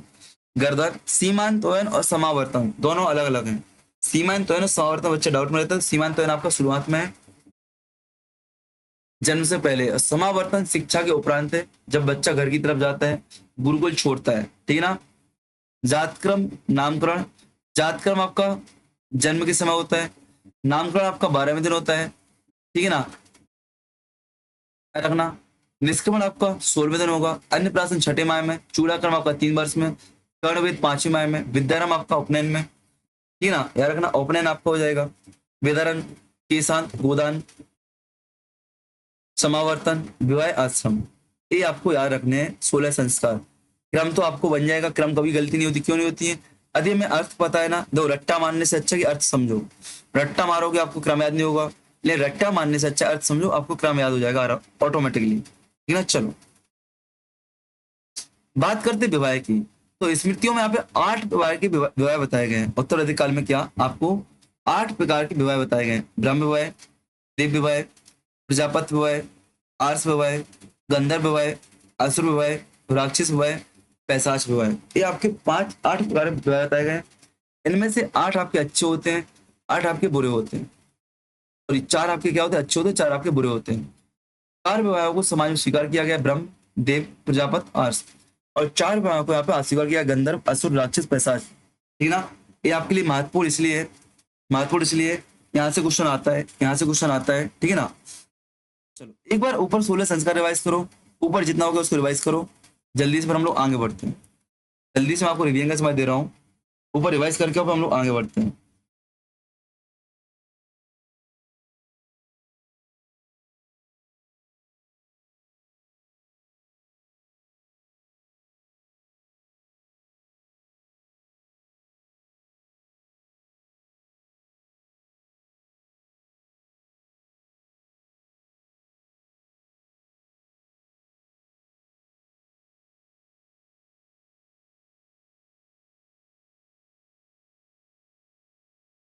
प्रशस्त विवाह ब्रह्म कौन से हैं जो अप्रूव्ड है?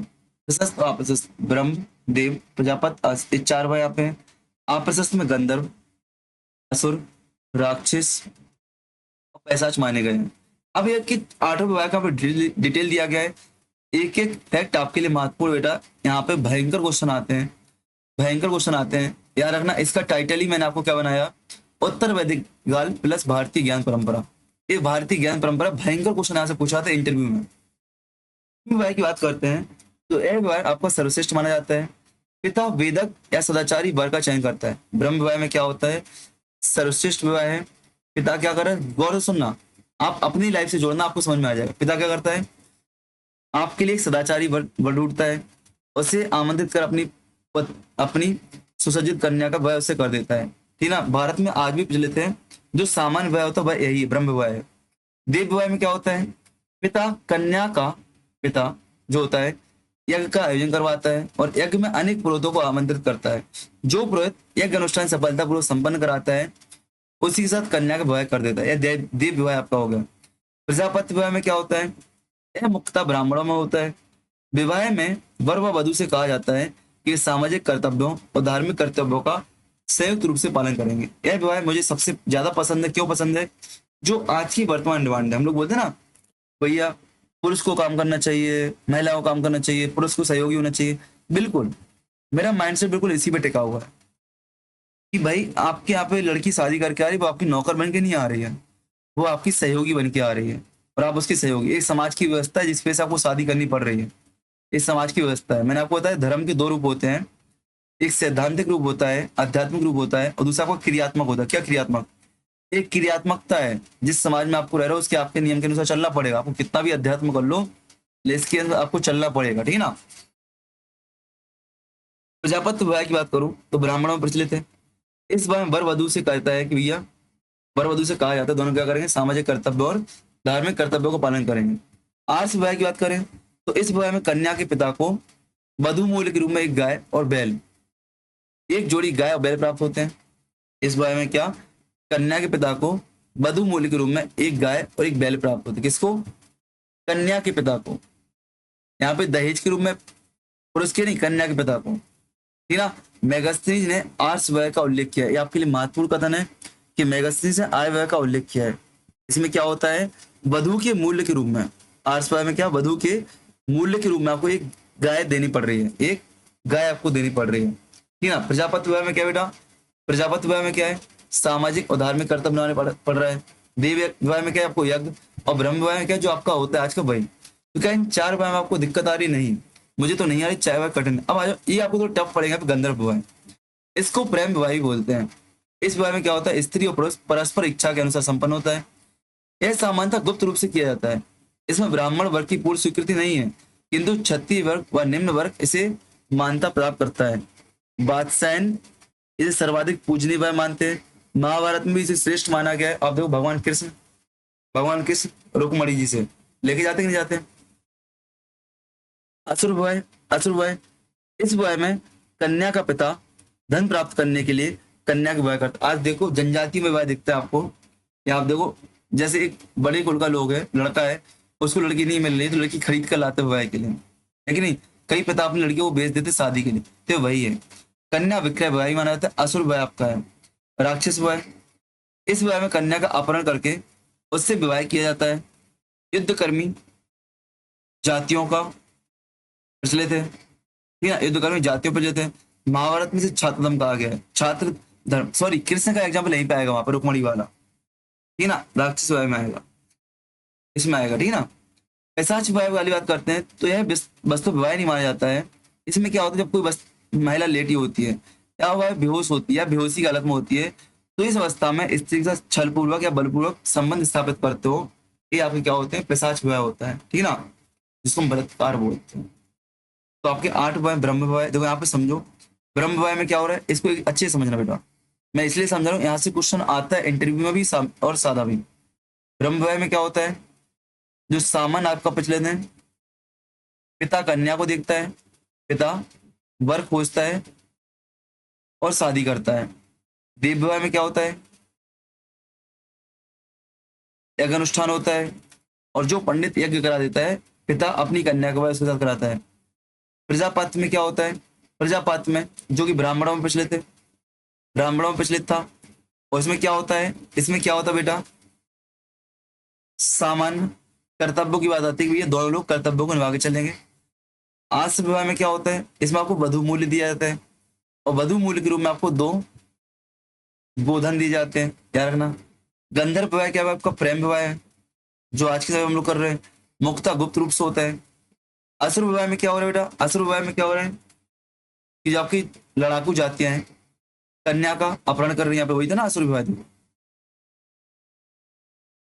कहाँ गया ये आपका पिता, सॉरी सॉरी, असुर विवाह में क्या आपका असुर, और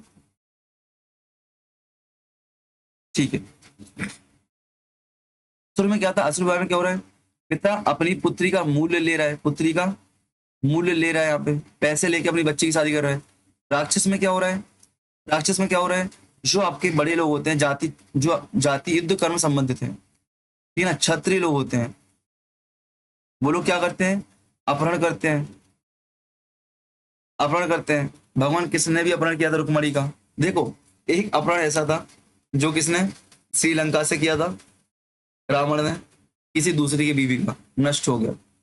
और रुक्मणी का अपहरण किया था। यहाँ पे क्यों किया था? रुक्मणी ने आह्वान किया था, पत्र भेजा था कि मुझे ले जाओ यहाँ से, क्योंकि मेरा विवाह किसी और के साथ हो रहा है। ऐसा मत देखो, मैं यहाँ पे यदि इस शब्द का यूज कर रहा हूँ किस इसमें आते हैं, तो इसको सीधा डायरेक्ट मत पढ़ लेना, इसको पहले डीप में जाकर खोजना, अच्छे से समझना क्या मैं बोलना चाहता हूँ। मेरे शब्दों को पकड़ो, तुरंत जाके केस ठोकाओ, ठीक है ना। पैशाच विवाह में क्या होता है? यदि आप निद्रा में पढ़े हो, बेहोशी में पढ़े हो, तो आपके साथ संबंध बना लिए, इसको बोलते हैं पैशाच विवाह। तो 4 मान्य है, 4 अमान्य है, याद रखना। ये आपके 8 विवाह आपके लोग हैं। अब आते हैं स्वयंवर। स्वयंवर आपके 8 विवाह में नहीं आता है। स्वयंवर क्या होता है? स्वयंवर गंधर्व विवाह का विशेष रूप माना जाता है। इसमें कन्या अपने पति का चयन करती है। प्रमुख उदाहरण में सावित्री एवं सातवायन का उदाहरण, नल दमयंती की कथा है, सीता राम की कथा है, और भगवान शिव और पार्वती की कथा है, ठीक ना। स्वयंवर की परंपरा की बात करें तो स्वयंवर की परंपरा लगभग 11वीं शताब्दी तक प्रसिद्ध रही। उल्लेख मिलता है विक्रमादित्य नामक एक चालुक्य शासक थे, उन्होंने भी स्वयंवर पद्धति से विवाह किया था, ठीक ना। अब आते उत्तर वैदिक कालीन राजनीतिक संस्थाएं। उत्तर वैदिक कालीन राजनीतिक संस्थाएं, तो उत्तर वैदिक काल में जो राज्य थे, आप क्या हो गए? क्षेत्र टेरिटरी आपके हो गए, क्षेत्र हो गए, भूमि स्वामी हो गए, ठीक है। ऋग्वेदिक काल में जो जन थे आपके, उनका कोई निश्चित प्रदेश नहीं था, किंतु अब क्या हो गया? निश्चित प्रदेश हो गया, जनपद हो गया। इस प्रकार जन क्या बन गया? आपका जनपद बन गया। क्या बन गया? जनपद बन गया। अब राजा यहाँ पे क्या? राजा को देवी अधिकार प्राप्त हो गए। राजा को क्या? देवी अधिकार प्राप्त हो गए, ठीक ना। राजा के देवी अधिकार की अवधारणा प्रारंभिक संकेत ऋग्वेद में मिलता है। एक स्थान पर राजा पूर्व घोषणा करता है कि मैं इंद्र हूं, मैं वरुण हूं, किंतु देवी राजत्व का सिद्धांत ऐत्रेय ब्राह्मण से आता है। Divine kingship, divine glory theory का सिद्धांत कहां से? आपका ऐत्रेय ब्राह्मण से आता है। मैं इसको समझा चुका हूं आपको, भैया राजा अपने आप को देव क्यों बोल रहा है? अपने आप को महान दिखाने के लिए, अपने आप को सामान्य जन से अलग दिखाने के लिए। राजपद की प्रकृति की बात करूं तो इस काल में राजपद स्पष्ट रूप से वंशानुगत हो गया था। फिर भी सतपथ ब्राह्मण में क्या निर्वाचन की बात आती है। ऐसे जो राजा थे वो विस्पतियों के माध्यम से, क्या ऐसे राजा जो निर्वाचन, उनको क्या विस्पति कहा गया। राजा पर नियंत्रण, तो राजा भी अभी भी पूर्णतः निरंकुश नहीं है। यदि राजा अत्याचारी बन जाता तो उसे प्रजापद से हटा सकती थी। उदाहरण के लिए क्या? सृंजयों ने दुष्ट राजा पौसायन को पदच्युत किया था। क्या? सृंजयों ने क्या किया था? राजा पौसायन को पदच्युत किया था। ये आपके लिए कहीं नहीं मिलता, इसको पढ़ लेना, एग्जाम में आता है, याद कर लेना। तांडट ब्राह्मण में प्रजा द्वारा राजा के विनाश हेतु विशेष यज्ञ किए जाने का भी उल्लेख है। किसमें? तांडट ब्राह्मण में, ठीक है ना। तांडट ब्राह्मण में, ये पहली बार आप लोग सुन रहे होंगे इन शब्दों को। राजकीय उपाधि की बात करूं तो उत्तर वैदिक काल में राजा अनेक गौरवपूर्ण उपाधि धारण करता था, जैसे सर्व भूमिपति, सर्वजननी एकराट, सर्वभूमिपति, सर्वजननी एकराट, याद रखना, ठीक ना। ये अपने आप को अलग दिखाने के लिए, छोटे छोटे राजाओं से अलग दिखाने के लिए। यहाँ पे आ रहा है दिशा के आधार पर, राजा दिशा के आधार पर आपका सतपथ ऐत्रेय ब्राह्मण आपके दिया गए या सतपथ में, कि राजाओं को दिशा के आधार पर भी हम लोग बात करते हैं। जैसे पूरब में आप आ जाओ तो यहाँ पे राज्य को क्या साम्राज्य कहते हैं, और यहाँ के राजाओं को क्या सम्राट कहते हैं। और पश्चिम में आ जाओ तो यहाँ पे स्वराज कहते हैं, और राजा को स्वराट कहते हैं। दक्षिण में आ जाओ, राजा को भोज, राज्य को भोज्य कहते हैं, राजा को भोज कहते हैं। मध्य में पहुंच जाओ तो राज्य कहते हैं, और राजा को राजा कहते हैं। यहाँ पे आ जाओ आप लोग, यहाँ पे आपको राज्य कहते हैं, यहाँ पे राजा कहते हैं। यहाँ पे आपसे पूछा गया है, ठीक ना। और किस ग्रंथ में? मैंने कल ही आपको क्वेश्चन आया था, वहां पे मैंने बताया था, आई थिंक सतपथ यात्री में। कंफर्म करो और कमेंट में बताओ, मैं खुद भूल रहा हूँ इसको। कमेंट में करो, कमेंट में करके बताओ कहाँ पे किस ग्रंथ में अच्छी बताई गई है। मेरे को याद है यात्री या सतपथ ब्राह्मण की बात है, ठीक है ना। चलो, राजा के लिए प्रयुक्त शब्दों की बात करूं तो सतपथ ब्राह्मण में ऐसे शासक को राष्ट्रीय शब्द का प्रयोग किया गया है जो कि निरंकुश रूप से जनता की संपत्ति का उपयोग करता है। अथर्ववेद में राजा को विस्मता अर्थात जनता का भक्षक कहा गया है, याद रखना। सतपथ ब्राह्मण में राजा को राष्ट्रीय कहा गया है, और अथर्ववेद में क्या? अथर्ववेद में राजा को जनता का भक्षक कहा गया है। राजकीय संस्कारों की यज्ञ की बात करते हैं तो उत्तर वैदिक काल में राजा अपनी प्रतिष्ठा बनाने के लिए लोग राजकीय संस्कार करता था, यज्ञ करता था। जैसे कि आपका राज्याभिषेक हो जाएगा, क्या? राज्याभिषेक हो जाएगा। ऐत्रेय ब्राह्मण के अनुसार जब राजा राज्याभिषेक करता है तो उसको परम शक्ति, सुप्रीम अथॉरिटी प्राप्त होती है, महान शक्तियां प्राप्त होती हैं। विशेषताओं की बात करें तो अभिषेक 17 प्रकार के जल से होता था। रत्नी जल से, प्रधान रानी जल से, सफेद हाथी जल से, सफेद घोड़ा जल से, सफेद बैंग, मतलब सॉरी बता रहे हैं आप, 17 प्रकार के जल से आपका क्या अभिषेक हुआ। उस समय पे ये सभी लोग उपस्थित होते थे। जब राजा का राज्य अभिषेक होता था तो ये सभी अधिकारी, ये सभी आपके लोग शामिल, क्या आपकी रत्नी शामिल होंगे, जो आपके प्रमुख अधिकारी है रत्नी, ठीक है। प्रधान रानी आपकी सम्मिलित होगी, सफेद हाथी, सफेद घोड़ा, जो आपके इसको बोलते हैं ना, क्या बोलते हैं, ऐरावत हाथी, सफेद हाथी को ऐरावत बोलते हैं भारतीय परंपरा में। ऐरावत हाथी पूछा गया आपसे, ऐरावत हाथी, सफेद हाथी, सफेद घोड़ा, ऐरावत हंस, जो कि आपको देवताओं के द्वारा प्रयोग किया जाता है। ऐसा माना जाता है कि ये सब देवताओं के द्वारा प्रयोग किए जाते हैं। सफेद छत्र, सफेद बैल। ठीक है, राष्ट्र यज्ञ की बात करते हैं तो यह यज्ञ राज्य अभिषेक से संबंधित है। इसमें इंद्र और वरुण का अभिषेक, इंद्र और वरुण का अभिषेक किया था। इंद्र क्यों? पुरंदर राजा को शक्ति देता था। वरुण क्यों भैया? नैतिक नियम पालन करने की शक्ति देता था। विशेष क्या है, कभी कभी पुरोहितों को 2,40,000 गायें दान में दे जाने के एग्जाम्पल यहाँ पे मिलते हैं। अश्वमेध यज्ञ कब किया जाता? अश्वमेध यज्ञ राज विस्तार से संबंधित है। क्या आपका? राज विस्तार से संबंधित है, समृद्धि और कल्याण के लिए किया जाता था। शतपथ ब्राह्मण की बात करूं, शतपथ ब्राह्मण में जो भरत वंशों के राजा हैं, भरत दौष्यंती और शतानिक सत्रजाति, इन दोनों ने अश्वमेध यज्ञ कराया था, ऐसा शतपथ ब्राह्मण में कहा गया है। और आगे भी देखो, समुद्रगुप्त जैसे राजा भी अश्वमेध यज्ञ कराएंगे आपके। वाजपेयी यज्ञ की बात करूं तो इस यज्ञ में क्या होता था, यह एक आपका क्या था, सामंत रथ दौड़ती, प्रतीकात्मक थी। इसमें राजा का रथ आगे होता था और उनके अन्य अनुयायी राजा पीछे चलते थे। इसका उद्देश्य क्या था? नव यौवन, शारीरिक शक्ति और आध्यात्मिक शक्ति को प्रदान करना। इसमें रथ दौड़ होती थी। यह यज्ञ से जुड़ा हुआ एक विशेष समारोह था। इसमें क्या 17 रथ भाग लेते थे। राजा का रथ सदैव विजित घोषित होता था। इसे वैदिक काल का रथ ओलंपिक कहते हैं, याद रखना। ओलंपिक ऑफ द वैदिक एराज कहा जाता है रथ दौड़ को, इस बात को आपको रखना है। पुरुष में क्या इसमें क्या नर बलि के संकेत मिलते हैं आपको। स्वत्राण मणि यज्ञ, यह एक ऐसा यज्ञ था जिसमें सुरा का सेवन किया जाता, अर्थात अन्य यज्ञों में सामान था सोमरस का, और इसमें सुरा का। सुरा और सोम आपको याद, दो पेय योग्य पदार्थ थे। सुरा और सोम आपके दो पेय पदार्थ थे आपके, थे कि नहीं? तो स्वत्राणी युग इसमें आपको सुरा का यूज किया जाएगा और अन्य यज्ञों में आपको सोमरस का प्रयोग किया जाएगा, वो भी किसके लिए? पुरोहितों के लिए, विद्वानों के लिए। इसको आप लोग डिटेल में पढ़ चुके हैं आप लोग शुरुआत से। यदि आपने क्लास को टू द पॉइंट, देखो आप लोग बोलते टॉपिक वाइज पढ़ा दो, तो टॉपिक वाइज पढ़ाना आसान होता है, कोई भी टॉपिक लेके आप पढ़ा के चले जाओ। लेकिन यदि आप टू द पॉइंट सिलेबस के अकॉर्डिंग पढ़ते हैं ना, टू द पॉइंट सिलेबस के अकॉर्डिंग पढ़ते हैं, तो आपको चीजें बहुत अच्छे से, बहुत आसानी से आपको याद होती हैं। दार्शनिक राजाओं की बात करें तो उपनिषद काल में आपको अनेक ब्रह्म ज्ञान देने वाले दार्शनिक राजा उत्पन्न हुए। और आपको समझ में आ रहा है कि दार्शनिक राजा क्यों उत्पन्न हुए थे? क्योंकि ब्राह्मणों में और राजाओं में, क्षत्रियों में क्या होता था, आपका प्रतिस्पर्धा हो रही थी। यहाँ पे आपको उत्तर वैदिक काल में बहुत सारे दार्शनिक राजा उत्पन्न हो गए। जैसे जनक, पूछा गया जनक कहाँ के? आपके विदेश से संबंधित है। पूछा जाता जनक कहाँ से? विदेश से सुमिलित करने के लिए बार पूछा गया है। अश्वपति कैकेयी कहाँ से संबंधित है? अश्वपति कैकेयी आपको कैकेयी राज से संबंध है। अजात शत्रु आपको काशी से संबंध, अजात शत्रु आप बाद में पढ़ोगे, अलग है वो। यहाँ पे अजात शत्रु आपके काशी से संबंधित है। और प्रहन चौबली आपके पंचाल से संबंधित है। शतपथ ब्राह्मण में अनेक आपके दार्शनिक राजाओं का उल्लेख मिलता है, अनेक आपके दार्शनिक राजाओं का उल्लेख मिलता है। इस बात को आपको याद रखना है, ठीक है ना? आगे बढ़े हम लोग।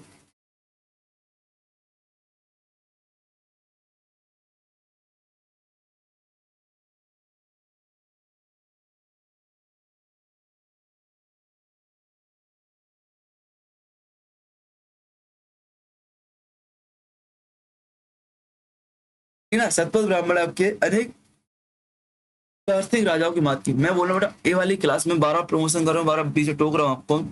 ए वाली क्लास से पक्का 4 से 5 क्वेश्चन आएंगे बेटा आपके क्वेश्चन में। पेपर 4 से 5 क्वेश्चन इस वाली क्लास से, जो आज की क्लास आप पढ़ रहे हो इसमें। देखो इसमें मैं एनर्जी भी कम कर रहा हूँ, मैं रुक भी नहीं रहा हूँ कि रुक जाऊँ। क्यों? क्योंकि मैं एक ही टॉपिक, जो इंपोर्टेंट टॉपिक है, इसको एक साथ समझना चाहता हूँ मैं। पंचल राज की बात करूँ तो उत्तर वैदिक काल में पंचल राज सर्वाधिक विकसित राज था। शतपथ ब्राह्मण में इसकी राजधानी काम्पिल बताई गई है, ठीक ना? राजा और राष्ट्र की बात करूं तो उत्तर वैदिक काल में राजा महत्वपूर्ण हो गया था पूर्व वैदिक काल की अपेक्षा। अथर्ववेद में कहा गया है राष्ट्र राजा के हाथ में है, इंद्र और बृहस्पति उसे मजबूत बनाते हैं। राष्ट्र क्या है बेटा? राष्ट्र राजा के हाथ में है, इंद्र और बृहस्पति उसे मजबूत बनाते हैं। और शतपथ ब्राह्मण और 33 उपनिषद में राजा को राष्ट्र का पोषक कहा गया है। राजा को राष्ट्र का पोषक कहा गया है, ठीक है ना? राजा को राष्ट्र का पोषक कहा गया है। और उत्तर वैदिक काल में कर प्रणाली, तो उत्तर वैदिक काल में टैक्सेशन सिस्टम आपका नियमित या संगठन हो गया था। पहले हमने क्या देखा था? बलि प्रथा देखी थी हमने, अब भेंट देखी थी जो कि आपकी स्वैच्छिक थी, बट यहाँ पे आपका नियमित हो गया है। यहाँ पे देखो अब केवल बलि ही नहीं बल्कि शुल्क और भाग भी आपसे वसूल किए जाते थे। बलि क्या थी बेटा? ऋग्वेदिक काल में बलि क्या स्वेच्छा से दी जाती थी, पर उत्तर वैदिक काल में आपका अनिवार्य कंपल्सरी टैक्स बन गई है। कर की बात करें तो अथर्ववेद में जो राज्य द्वारा आय का 1/16 भाग, 1/, आपकी आय का 1/16 1/6 नहीं है, अभी 1/16 भाग है आपका इनकम टैक्स के रूप में लिया जा रहा है। 1/6 ऑफ द इनकम, आपकी आय का इनकम के रूप में लिया जा रहा है कर, ठीक है, अथर्ववेद के द्वारा। कर की दर, करदाता कौन थे? तो सतपथ ब्राह्मण में बताया गया है कि जो अनस्य बलिधिकृत अर्थात जो वैश्य हैं, वैश्य हैं वो आपके करदाता है। अनस्य बलिधिकृत किसके लिए प्रयोग किया गया था? सतपथ ब्राह्मण में वैश्यों के लिए। लिखा है देखो, वैश्य वर्ग ही समाज का प्रमुख वर्ग है, उत्पादक है और करदाता है, ठीक ना। अधिकारी की बात करें तो इस काल में आपको नियमित कर प्रणाली नियमित होने के साथ साथ प्रशासक अधिकारियों की संख्या में वृद्धि दिखेगी। यहाँ से क्वेश्चन बनता है, सतपथ ब्राह्मण में आपको 12 रत्नी की जानकारी मिलती है। किसकी? सतपथ ब्राह्मण में आपको 12 रत्नियों की जानकारी मिलती है। रत्नी कौन कौन से हैं? सेनानी, पुरोहित, युवराज, महिषी, सुत, ग्रामणी, छत्री, पितिहारी, संगृति, भागदुदु, अक्षबाप, पलागल और गुबीर कर्तन। आपकी रत्नी कौन कौन से हैं? रत्नी, सेनानी, पुरोहित, युवराज, महर्षि, सुत, ग्रामणी, क्षत्रिय, प्रतिहारी, संगृति, भागदुतु, अक्षवाप, पालगल और गोभी कर्तन, ठीक है ना। अदो हमारे पालगली आपकी आपकी पत्नी आई थी, यहाँ पे आपका रत्नी में आ रहा है, ये अलग चीज है। तो देखो, सेनानी कौन था? सेनापति था। मोस्ट इंपोर्टेंट याद करना, इसको मैं 5 स्टार लगाऊंगा। पुरोहित मुख्य पुरोहित था। युवराज आपको उत्तराधिकारी था। महर्षि आपकी प्रधान रानी थी। देखो, महर्षि भी आपकी 12 रत्नियों में आ रही है। महर्षि क्या है आपकी 12 रत्नियों में भी आ रही है। सुत, सुत कौन था? आपका राजा का सारथी था, ये भी आपका महत्वपूर्ण था। इसमें आपकी सारथी में महिला पुरुष कोई भी हो सकती थी। ग्रामणी की बात करें तो ग्राम का प्रमुख। क्षत्रिय या प्रतिहारी तो कौन था बेटा? द्वारपाल था। संगृति कौन था बेटा? संगृति पूछा गया आपसे, कोषाध्यक्ष था। भागदूत कौन था? भागदूत कर संग्रह करता है, अर्थ मंत्री।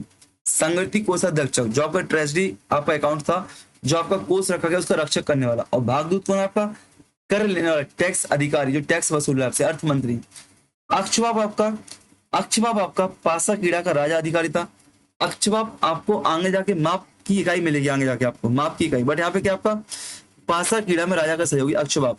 आपने देखा होगा महाभारत में शकुनी मामा है कि नहीं, अक्षबाप के अधिकारी थे। पालागल मित्र विदूषक के संदेश भाग। और गोविंद कर्तन, गोभी कर्तन आपका शिकार में राजा का, शिकार में राजा का सहायक था गोभी कर्तन। गोभी कर्तन ये आपके 12 रत्नी है। कहाँ पे दिए गए? सतपथ ब्राह्मण में। कहा बेटा? ये 12 रत्नी आपके सतपथ ब्राह्मण में दिए गए, याद रखना। इसमें राजा की पत्नी भी सम्मिलित है। रत्नियों की महत्व की बात करूं तो पंचविश ब्राह्मण में रत्नियों को वीर कहा गया है। इन्हें उनके उच्च प्रशासनिक महत्व से पता चलता है, वीर से, ठीक है। अन्य अधिकारियों में अदो स्थपति, स्थपति आपका 12 रत्नियों में नहीं आ रहा है, ध्यान रखना। स्थपति कौन था? स्थपति आपका सीमावर्ती या दूरस्थ प्रदेशों का शासक था।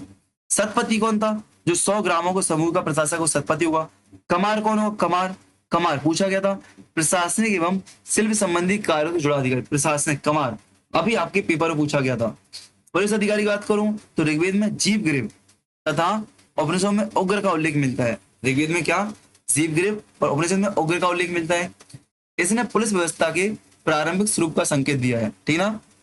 पुलिस अधिकारी ऋग्वेद में जीवग्रीव और उपनिषद उग्र में उल्लेख मिलता है। इसने क्या? पुलिस व्यवस्था के संकेत का मिलता है। तो ये आपके पुलिस अधिकारी थे, ठीक है। ऋग्वेद में पुलिस अधिकारी कौन? जीवग्रीव, और उपनिषदों में उग्र मिलता है, ठीक है। इस बात को आप करना। राजा के राज्यरोल में किसकी भूमिका? तो सतपथ ब्राह्मण में श्रुत और ग्रामणी में, श्रुत और ग्रामणी को क्या?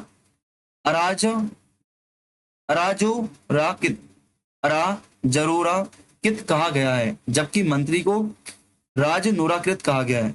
इससे स्पष्ट होता है कि राजा के सिंहासन में ये अधिकारी महत्वपूर्ण थे। कौन? श्रुत, ग्रामणी और मंत्री। अच्छा, श्रुत कौन होता था? श्रुत का मतलब क्या बेटा? राजा का सारथी। ग्रामणी ग्राम का अधिकारी। मंत्री आपके जो बहुत सारे मंत्री आपके हो रहे हैं, ठीक ना। कहाँ पे शब्द यूज किए गए हैं? राजा कृत और राजा नौकृत। कहाँ पे? सतपथ ब्राह्मण में शब्द यूज किए गए हैं, इनको याद करना आपको। सभा और समिति की बात करें तो उत्तर वैदिक काल में भी सभा समिति थी, लेकिन राजा की शक्ति पर कुछ सीमा तक नियंत्रण रखती थी। हालांकि पहले की तुलना में इनका महत्व कम हो गया था। अब सभा का महत्व समिति की तुलना में अधिक हो गया। पहले समिति मजबूत थी, अब सभा मजबूत हो गई है। सभा क्या थी बेटा आपकी? सभा कुलीन वर्गों की थी। समिति क्या थी? सबकी थी। नरिष्ठा की बात करें, नरिष्ठा तो एक स्थान पर सभा के सदस्यों को नरिष्ठा कहा गया है। इसका अर्थ क्या होता है? अनुल्लंघनीय, मतलब कि सभा के जो सदस्य हैं अगर कोई बात करते हैं तो राजा उसका उल्लंघन नहीं कर पाएगा, ठीक है ना, उल्लंघन नहीं कर पाएगा। अब आते उत्तर वैदिक काल में धार्मिक और दार्शनिक विचारों पर। क्या? उत्तर वैदिक काल के धार्मिक और दार्शनिक विचारों पर। ध्यान रखना, उत्तर वैदिक काल में भी धर्म का स्वरूप भौतिक सुखों की प्राप्ति बना रहा। अभी भी हम लोग क्या अध्यात्म की तरफ नहीं बढ़े हैं। यहाँ पे भी क्या है हमारा उद्देश्य, भौतिक सुखों की प्राप्ति करना है, ठीक है ना। क्या है बेटा, भौतिक सुखों की प्राप्ति करना है। एक मिनट रुकना।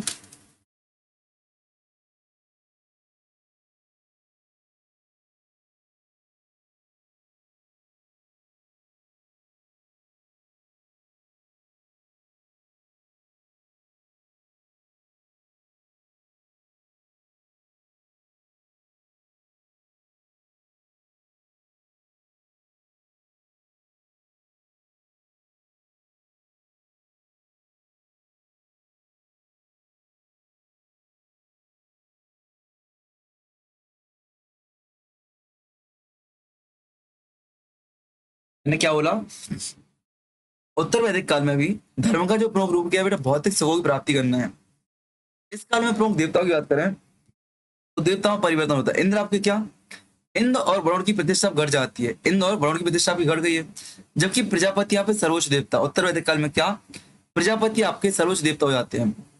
विष्णु और रुद्र का एक नया उदय होता है, उत्तर वैदिक काल में विष्णु और रुद्र का महत्व बढ़ जाता है। यह प्रवृत्ति आगे चलकर ब्रह्मा विष्णु महेश, ब्रह्मा आपके प्रजापति हो गए, विष्णु रुद्र, विष्णु आपके विष्णु, रुद्र आपके महेश, ब्रह्मा विष्णु महेश के अवतार आगे, अभी नहीं उत्तर वैदिक काल में नहीं, आगे आपके त्रिमूर्ति का अवतार आती गुप्त काल में, गुप्तोत्तर काल में, ठीक है ना।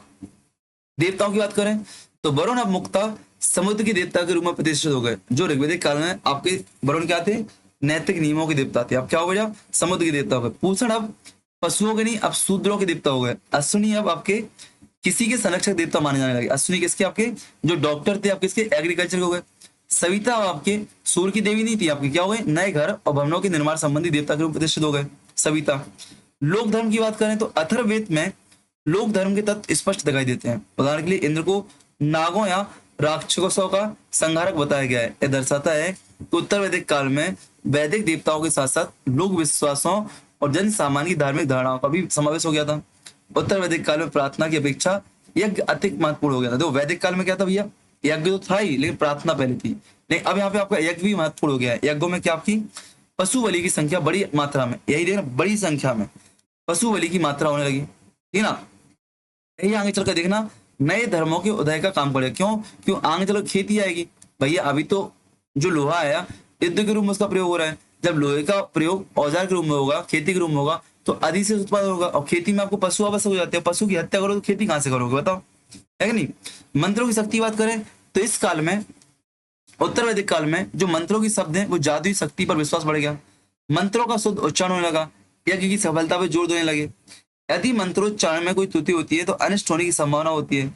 और चूंकि सही मंत्रोच्चारण का ज्ञान ब्राह्मणों को था, इसलिए क्या समाज में उनकी प्रतिष्ठा बढ़ गई, ब्राह्मणों की अत्यधिक महत्व बढ़ गया। अब जैसे ही महत्व बढ़ेगा ब्राह्मणों का, तो ब्राह्मण और क्षत्रिय प्रतिस्पर्धा फिर से बढ़ेगी आपकी। यज्ञों पर प्रतिक्रिया की बात करूं तो शतपथ ब्राह्मण में उल्लेख मिलता है कि अश्वमेध यज्ञ के अवसर पर पुरोहित को प्रतीकात्मक रूप से चारों दिशाएं दान में दी जाती थी। क्या शतपथ ब्राह्मण में, जब शतपथ ब्राह्मण में उल्लेख मिलता है कि जब कोई पुरोहित राजा का अश्वमेध यज्ञ कराता राजा के लिए, तो राजा बोलता है बताओ माली साहब क्या दान में चाहिए, क्या दान में चाहिए, तो क्या बोलता है, वो पूरी भूमि दान में मांगता है। आपको इसका एग्जाम्पल राम में दिखेगा। जब राम का अश्वमेध यज्ञ होता है तो आप जब दान की बात आती है पूरी भूमि दान में कर देते हैं। हालांकि पुरोहित लेता नहीं है, तो ये भूमि दान का आपका साक्ष्य नहीं है यार, है ना। किंतु भूमि दान की परंपरा नहीं है, सिर्फ चारों दिशाओं की, आपको जहां जाना वहां जाओ, सब कुछ आपका है, टैक्सेशन आपके लिए फ्री हो गया। पशु बलि का, उत्तर वैदिक काल में चूंकि कृषि का विकास हो रहा था, कृषि कार्यों की बड़ी संख्या में आवश्यकता थी, इस कारण से अत्यधिक पशु वाले यज्ञों का विरोध होने लग गया। प्रथम धर्म सुधारक के रूप में आपको क्या मिलेंगे, ऋषि दीर्घ तमस मिलेंगे। इस दृष्टि से पशु बलि के विरोध करने वाले में प्रथम धर्म सुधारक में आपको ऋषि दीर्घ तमस मिलेंगे। इनको प्रथम धर्म सुधारक माना जाता है। अरण्यक की बात करो, अब तो अरण्यक और उपनिषद यहीं पे आपके होंगे। अरण्यक आएंगे, प्रश्न लगाएंगे, जो ब्राह्मण ग्रंथ है, ब्राह्मणों के क्रियाकलाप है, उन पर प्रश्न अरण्यक में लगेंगे। और उपनिषद आपके आएंगे, वहां पे दार्शनिक व्याख्या आपको मिलेंगी। तो अरण्यक की बात करूं तो ब्राह्मण ग्रंथों की कर्मकांड प्रधानता से हटकर अरण्यक ने यज्ञ के स्थान पर तप पर बल दिया। किस पर, तप पर बल दिया। और उपनिषद में पहली बार मोक्ष की अवधारणा स्पष्ट होती है, और मोक्ष प्राप्ति के लिए ज्ञान को, नॉलेज को इन्होंने माना है। किसने, उपनिषद में। किसने, सभी लोगों ने क्या बोला कि भैया अब मोक्ष प्राप्ति के लिए तप मत करो, क्या करो, ज्ञान, ज्ञान की तरफ बढ़ो, ठीक ना। उत्तर वैदिक काल को रचना काल भी कहते हैं। उत्तर वैदिक काल को ब्राह्मण, अरण्यक, उपनिषद की दृष्टि से रचना काल कहा जाता है। आपकी बात करें पुनर्जीवन की बात करें तो उपनिषद में रीबर्थ की बात आ जाती है आपकी। कौन से जन्म की अवधारणा का प्रथम उल्लेख बृहद आरण्यक उपनिषद में मिलता है। कहाँ पे? बृहद आरण्यक उपनिषद में। रीबर्थ का आपका उल्लेख कहाँ मिलता है बेटा? बृहद आरण्यक उपनिषद में मिलता है। पुनर्जन्म के सिद्धांत की बात करते हैं तो उपनिषदों के अनुसार जब तक मनुष्य को मोक्ष प्राप्त नहीं होता, क्या?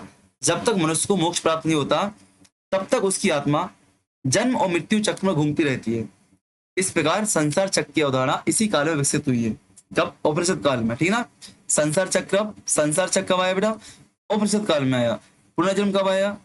उपनिषद में आया। मोक्ष कब आया? उपनिषद में आया। रीबर्थ कब आया आपका? उपनिषद में आया। कर्मवाद की बात करें तो पुनर्जन्म के साथ साथ कर्मवाद का सिद्धांत भी जुड़ गया था। इसके अनुसार मनुष्य शुभ और अशुभ कर्मों के परिणाम उसकी आत्मा भोगने पड़ते हैं। देखो अब सुनना, यहीं पे थोड़ा एक चीज याद रखना, बहुत अच्छी आध्यात्मिक चीज बोल रहा हूँ आपको। शुभ, यदि आपको पुनर्जन्म से मुक्त होना है तो आपको कौन से कर्म करना चाहिए? शुभ करना चाहिए या अशुभ कर्म करना चाहिए? बताओ, आपको शुभ कर्म करना चाहिए, अशुभ कर्म करना चाहिए? यहीं पे बहुत बड़ा डाउट क्रिएट होता है। और यहाँ पे मैं बोलता हूँ कि आपको कोई कर्म नहीं करना चाहिए, शुभ ना अशुभ। तो बच्चा बोले कर्म क्या करे? आपको अपनी अंतर आत्मा पे ध्यान लगाना चाहिए, तो आपके कर्म झड़ जाएंगे, निर्जर आप हो जाओगे। क्योंकि आप शुभ कर्म करोगे ना, तो आप किसी को दान दे रहे हो, शुभ काम है, तो वो दान आपके लिए भाई पुनर्जन्म का कारण बनेगा। क्यों बनेगा? कि अगले जन्म में वो व्यक्ति वापस दान चुकाने के लिए आएगा, तो उसकी वजह से आपको जन्म लेना पड़ेगा ना। अशुभ कर्म, किसी को थप्पड़ मारो तो वो भी आपको थप्पड़ मारेगा ना एक जन्म में, कभी ना कभी, है कि नहीं? तो मनुष्य को शुभ और अशुभ कर्मों के परिणाम को उसकी आत्मा को भोगने पड़ते हैं। मोक्ष का मार्ग बताऊं तो निम्न माध्यमों से जन्म मृत्यु के बंधन से मुक्ति हो सकती थी। सत्य से, ज्ञान से और नैतिक आचरण से। मोक्ष की अवस्था की बात करूं तो आत्मा का ब्रह्म में विलय हो जाना, उपनिषद के अनुसार क्या? आत्मा का ब्रह्म में विलय हो जाना मोक्ष है आपका। इतिहास पुराण की बात करूं तो छांदोग्य उपनिषद में, जो आपको पंचम वेद है, छांदोग्य उपनिषद में इतिहास व पुराण को पंचम वेद कहा गया है। इतिहास एवं पुराण को क्या? पंचम वेद कहा गया। कहाँ पे? छांदोग्य उपनिषद में। ब्रह्म की अवधारणा क्या बेटा? पे ब्रह्म की अवधारणा तो उत्तर वैदिक काल में पहली बार ब्रह्म के दार्शनिक अवधारणा विकसित होती है। उपनिषदों के अनुसार ब्रह्म एकमात्र सत्य है। विश्व की उत्पत्ति, विश्व की जो स्थिति है, विश्व का जो विनाश है, किसके कारण होता है? ब्रह्मा के कारण ही होता है। ब्रह्मा ही संसार का मूल तत्व है और संपूर्ण जगत की उत्पत्ति किसमें होती है बेटा? ब्रह्म में होती है, ठीक है ना। चलो अब बात करते हैं इस काल में आपको वेदों के साथ ब्राह्मण ग्रंथ। अब देखो उस टाइम में मैंने लिखवा दिए थे आपको, मैंने बोला इसमें लिखे हैं, मैंने बोला था कि मैंने इस नोट्स में लिखी हुई चीजें, बट उस टाइम में मैंने आपको क्यों लिखवा दिया था? कि हम खुद बेश्रम है, हमारी आदत जब भी हम वेद पढ़ेंगे तो हम वेदों को पूरा डिटेल पढ़ना है यार, हमारी खुद आदत है। तो अब वही चीज मैंने आपको डिलीवर की थी वहां पे। तो ऋग्वेद के ब्राह्मण ग्रंथ, ऐत्रेय ब्राह्मण, कौत्स्की ब्राह्मण, सामवेद के पंचविश ब्राह्मण, जैमिनी ब्राह्मण, यजुर्वेद के शतपथ और तैत्रेय, और गोपथ का आपका गोपथ। मैंने याद करने का तरीका क्या बताया था? 2+2+1। देखो ऋग्वेद, सामवेद, अजुर्वेद, अर्थवेद याद कर लो, ऐसा गाना गाओ। ऐत्रेय कौत्स्की पंचविश जैमिनी, ऐत्रेय कौत्स्की पंचविश जैमिनी, शतपथ तैत्रेय गोपथ, शतपथ तैत्रेय गोपथ। शतपथ किसका बेटा? अजुर्वेद का है। गोपथ आपका महत्वपूर्ण है, इसका है। और ऐत्रेय किसका? ऋग्वेद का। ये तीन तो आपके महत्वपूर्ण है। ऋग्वेद को पढ़ने वाले पुरोहित को होत्रा कहते हैं, सामवेद को पढ़ने वाले पुरोहित को उद्गात कहते हैं, यजुर्वेद को पढ़ने वाले पुरोहित को अथर्वी कहते हैं, अथर्ववेद के पढ़ने वाले को ब्रह्मा कहते हैं। जो होत होता है मंत्रों का उच्चारण करता है, उद्गाता मंत्रों गायन करता है, अथर्वी यज्ञ कर्मकांड करवाता है, ब्रह्मा आपका यज्ञ का निरीक्षण करता है, ठीक है ना। इस बात को आपको रखना है। ये आपके मोस्ट इंपोर्टेंट चीज रिवीजन करने वाली है कि प्रथम धर्म सुधारक दीर्घतमस्ते आपके। मोक्ष की अवधारणा उपनिषद में आती है। पुनर्जन्म का उल्लेख बृहद आरण्यक उपनिषद में आता है। इतिहास पुराण को पंचम वेद कहते हैं। यज्ञ के स्थान पर तप अरण्यक होता है। उत्तर वैदिक कालीन देवता प्रजापति है। ऋग्वेद का पुरोहित होत, सामवेद का उद्गाता अथर्वयु और आपका ब्रह्मा। ये आपके लिए महत्वपूर्ण होगी। अब आ जाओ उत्तर वैदिक कालीन आर्थिक जीवन पर, तो कृषि इत्यादि आते हैं। ये भी मैं आपको कराऊंगा इसी क्लास में। पूरा उत्तर वैदिक काल करना है बेटा, बहुत महत्वपूर्ण है कि उत्तर वैदिक काल आपका भारतीय ज्ञान परंपरा से लगा हुआ है। देखो मैंने जस्ट अभी क्या बोला था कि मैं पूरा करके जाऊंगा, अब जस्ट बोलो मैं नहीं कर पाऊंगा, मेरे को निकलना है, ठीक है ना। तो याद रखना ये वाली क्लास आपके लिए महत्वपूर्ण थी। इसमें ज्यादा नहीं बचा, सिर्फ आपके अर्थव्यवस्था बची हुई है, आर्थिक जीवन बचा हुआ है, ठीक है ना। जिसमें कृषि और पशुपालन देखना है, ठीक है ना। तो इस क्लास को मैं क्या करूंगा, नेक्स्ट क्लास जो कराऊंगा ना उसी टॉपिक के नाम से उसमें ऐड कर दूंगा, रहेगा टॉपिक वाइज, छोड़ूंगा नहीं, ध्यान रखना। बट आज ही आपका पूरा कवर करूंगा, आज रात में आके पूरी क्लास रिकॉर्ड करूंगा, 12 बजे तक पूरी क्लास अपलोड कर दूंगा मैं। 12 बजे तक पूरी क्लास आपके लिए अपलोड कर दूंगा मैं, क्या रखना, 12 बजे तक पूरी क्लास आपको अपलोड कर दूंगा, ठीक है ना? ठीक है ना? तो best wishes, best of luck, मिलते हैं नेक्स्ट क्लास में। और कल संडे को हम लोग यूनिट 2 का मैराथन करेंगे, कल संडे को यूनिट 2 का हम लोग मैराथन करेंगे, ठीक है ना? Best of luck, best of luck, best of luck.